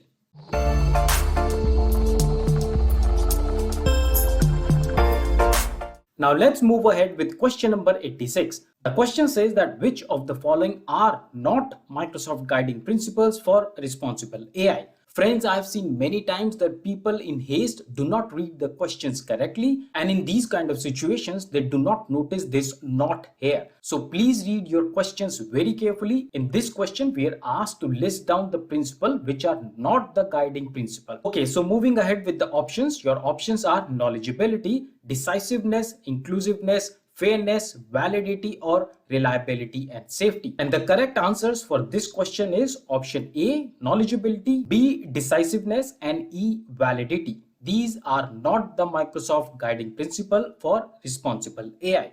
Moving ahead with question number 87, and that says that returning a bounding box that indicates the location of a vehicle in an image is an example of image classification, or is it object detection, or is it optical character recognizer, or is it semantic segmentation? The correct answer for this question is obviously option B, object detection.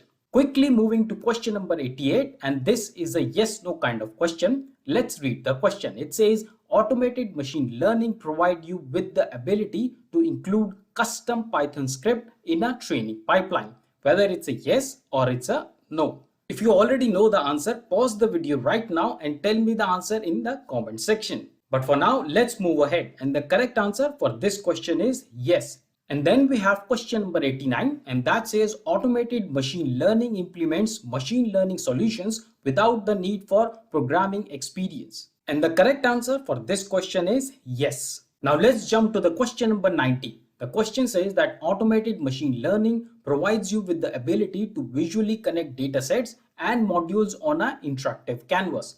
The correct answer for question number 90 is yes. Now let's quickly jump to the question number 91. The question says that a score of 0.99 of a sentiment analysis on a document using language service. What does this score indicate about the document sentiment? Does it indicate that the document is positive, neutral, or negative? The correct answer for this question is option A, that the document is positive. And in case you are confused how I came to the conclusion that why it is a positive, then here is a quick explanation. And as I just mentioned, a score of 0.99 indicates that the document is positive. Now let's read the reasoning behind it. The score values closer to 1 indicates a more positive sentiment, whereas the score closer to 0 indicates negative sentiment. And as you can very well judge, 0.99 is extremely close to 1, and that's why we chose positive as an answer. Moving on, we have a neutral document would score around 0.5. So in case the question changes and the Microsoft puts the score near 0.5, then you know that you have to choose neutral in that case. And then this is a similar explanation as we saw for the option 1. Coming to question number 92, the question says that which service should you use to create a knowledge base for bots? Your options are conversational language understanding, question answering, or Azure bots. The correct answer for this question is option B, question answering. Now let's check out our question number 93. The question says that you need to develop a chatbot for a website. The chatbot must answer the user's questions based on the information in the following document. The documents given are a product troubleshooting guide in Microsoft Word document, and the second document is a frequently asked questions list on a web page. Which service should you use to process the documents? Your options are language understanding, key analytics, Azure bot service, or Q&A maker. The correct answer for this question is option D, Q&A maker. Moving ahead with question number 94, again we have a yes no kind of a question. A banking system that predicts whether a loan will be repaid is an example of regression type of a machine learning. You have to tell whether it's a regression or not. The correct answer for this one is no. And the reason I have told you many times in our previous questions as well, regression is whenever you have to predict a numeric value. Here in this case, you have to predict whether a loan will be repaid or not. So this is more like a yes no kind of question. And that's why regression does not fit here. Moving ahead with question number 95, same question, but this time we have classification here. And this time this one is a correct answer. So you should use classification model whenever the prediction is answered in yes or no. And I'm not talking about this yes and no, but my point is that in this question, you have to predict whether a loan can be repaid or not. So either a loan can be repaid, or it cannot be repaid. So I hope you got the gist. Moving ahead with question number 96. This question says that when might you see NaN return for a score in a language detection? And these are the options given: when the score calculated by the service is outside the range of 0 to 1, or when a predominant language in the text is mixed with other languages. The third option is when the language is ambiguous. The correct answer for this question is option C, when the language is ambiguous. Now let's jump to question number 97. This question says that your company is in business of providing customer support over the phone. During many years, company has created a frequently asked questions document. The company now wants to create a knowledge base that includes questions and answers from the fact document. You see, this is the fact document with the least possible effort. What should you do? Should you create a knowledge base from scratch and manually copy and paste the fact entries to it? Or should you import the existing fact document into a new knowledge base? And the third option is, should you import a predefined chatting data source? The correct answer for this question is option B, that you should import the existing fact document in a new knowledge base. Now let's move ahead with question number 98. The question says that which of the following is used to generate additional features? Your options are feature selection, feature engineering, model evaluation, or model training. The correct answer for this question is feature engineering. And here comes our question number 99. The question says that you need to make press releases of your company available in a range of languages. Which service should you use? Your options are translator text, text analytics, speech, or language understanding.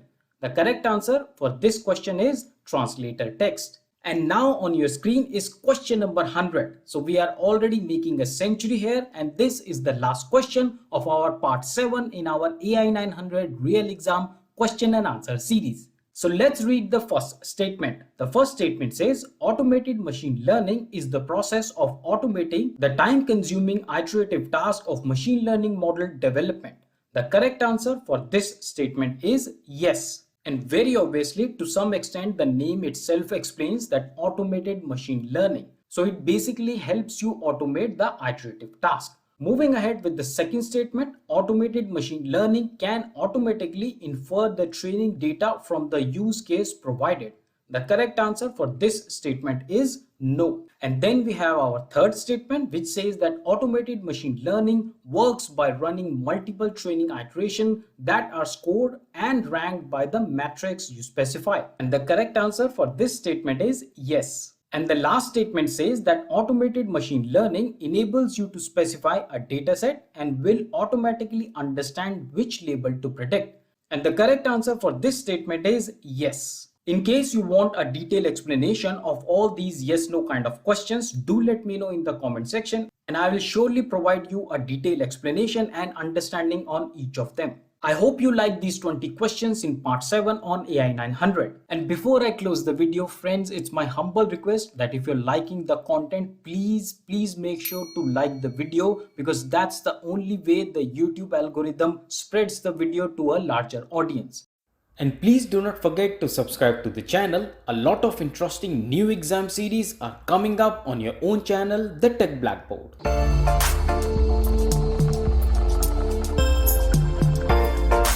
So let's begin our part 8 with question number 101. The question says data values that influence the prediction of a model are called. Your options are dependent variables, features, identifiers, or labels. The correct answer for this question is option B, features. If you want to understand in detail what are features and what are labels, then you can go ahead and watch question number 51 of part 5. In that question, I have explained in a very detailed manner how to distinguish between features and labels. So please go ahead and watch question number 51 of part 5, as that will help you in these kind of questions where you need to distinguish between features and labels. Moving ahead with question number 102. Let's read the question. You plan to deploy an Azure machine learning model as a service that will be used by client application. Which 3 processes should you perform in sequence before you deploy the model? Now, to answer this question, you need to move the appropriate processes from the list of the processes to the answer area and arrange them in correct order. So friends, this is a very important question. not only you have to identify the three processes, but you have to arrange them in a correct order. So here on the left hand side, you are given with the processes, and we have data encryption, we have model retraining, we have model training, then we have model preparations and model evaluation. So you have to tell which process will come first, then second, and then third. So let's check out the first process that you need to perform before deploying any model. So the first process is data preparation. So of course you have to prepare the data to train your model. And once you have prepared the data, the second step would be model training. So you prepare the data, you train your model against that data. And then as the last step, you have to do model evaluation. So very logical sequence of three steps. You prepare the data, you train your model against that data, and then you evaluate your model. Moving ahead with question number 103. The question says that you are building an AI-based app. You need to ensure that the app uses the principles for responsible AI. Which two principles should you follow? Each correct answer presents part of the solution. Your options are implement an agile software development methodology, implement a process of AI model validation as a part of software review process. The third option is establish a risk governance committee that includes member of legal team, members of risk management team, and privacy officer. The fourth option is prevent the disclosure of use of AI-based algorithms for automated decision making. And the correct answer for this question is option B and option C. And the reason is that the option B, implement a process of AI model validation. This will ensure reliability and safety. And then the option C, which is establishing a risk governance committee. This option will secure privacy and security principle for responsible AI. Moving ahead with question number 104. The question is a yes/no kind of question. Let's read the question. JSON data objects is used to indicate the recording pattern of the data. The correct answer for this question is yes. Quickly jumping to question number 105. XML data format is accepted by Azure Cognitive Search when you are pushing the data to the index. The correct answer to this question is no. And now we have question number 106. It says that you can query a search index even if you set up a search index without including any AI skill sets. The correct answer for this question is yes. And now we have question number 107. The question says that which type of machine learning should you use to predict the number of gift cards that will be sold in next month? Your options are classification, regression, or clustering. The correct answer for this question is obviously regression. Now once again, let's revise when to use regression and when to use classification. So here is a quick exam tip. So whenever you have to predict anything which is numeric in nature, for example, here we have to predict number of gift cards that will be sold in next month. So this obviously is a numeric prediction. So you could be selling 100 cards, 500 cards, or thousands of cards. So everything in this prediction is a number. And that's why whenever it's a number or numeric, you have to go for regression. In case of classification though, you have to select classification whenever you have to make a prediction around some category. So please go ahead and watch the previous parts. You will find a lot of examples and that will really clear out when to choose regression and when to choose classification. And now we have question number 108. The question says fairness is a Microsoft principles of responsible AI, which says that the AI system should not reflect biases from the data sets that are used to train the system. The correct answer for this question is yes. And now we have question number 109, and it says specifying granularity in JSON data object is used to indicate recording pattern of the data. The correct answer for this question is yes. Now let's jump on to the question number 110. The question says that what is the correct explanation of an indexer and index? Your options are given below. The first option is Azure's indexer exports incoming document into JSON and pushes the JSON into an index for storage. The second option is Azure's index can be used instead of an index if the files are already in the proper format. The third option is Azure's indexer is only used to implement a knowledge store which is stored in the index. Now let's look at the correct answer, which is option A. And here comes little more details on this option.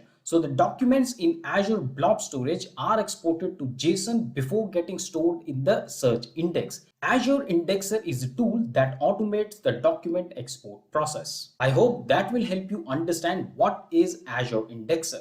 Moving ahead with question number 111, and it says that you have a data set that contains information about taxi journeys that occur during a given period. You need to train a model to prepare the fare of a taxi journey. What should you use as a feature? Your options are the number of taxi journeys in the data set, or the trip distance of the individual taxi journey, or should you go for the fare of individual taxi journeys, or the trip ID of an individual taxi journey.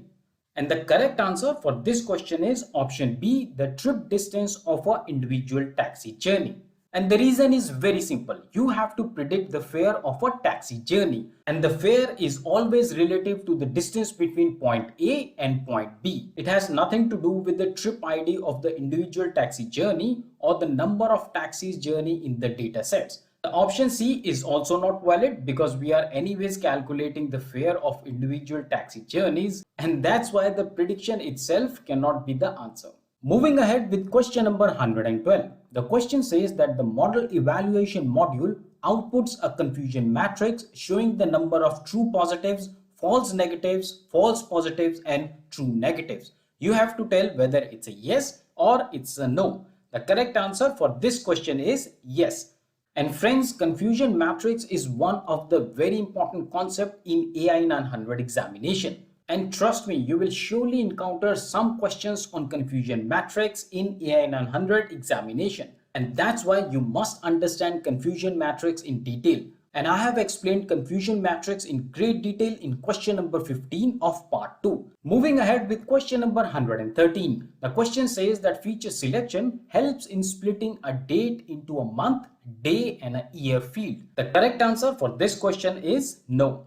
Now let's jump to the question number 114. The question says that feature selection helps in picking temperature and pressure to train a weather model. And the correct answer to this question is yes. And this brings us to the question number 115. And this is the last question of our entire series on AI-900 real exam question and answers. So let's read the question. When developing an AI system for self-driving cars, which of the following Microsoft principle for responsible AI should be applied to ensure consistent operation of the system during unexpected circumstances? Your options are inclusiveness, fairness, validity, reliability, and safety. The correct answer for this question is option D, reliability and safety. So those were the 115 questions that covered the length and breadth of AI-900 certification exam. And before you close this video, please do not forget to give me a thumbs up. And please do not forget to subscribe to the channel, as lot of Microsoft exam series are coming up very soon on the Tech Blackboard. Till we meet again in our next video, stay fit, keep learning, and thanks for watching. If this video has added any value in your learning, a like and subscribe is highly appreciated. Share this video in your family and friends to spread and expand their learning. Your comments and feedback give me a chance to interact with you, and I look forward for them. We will meet again in our next video. Till then, stay fit, keep learning, and thanks for watching.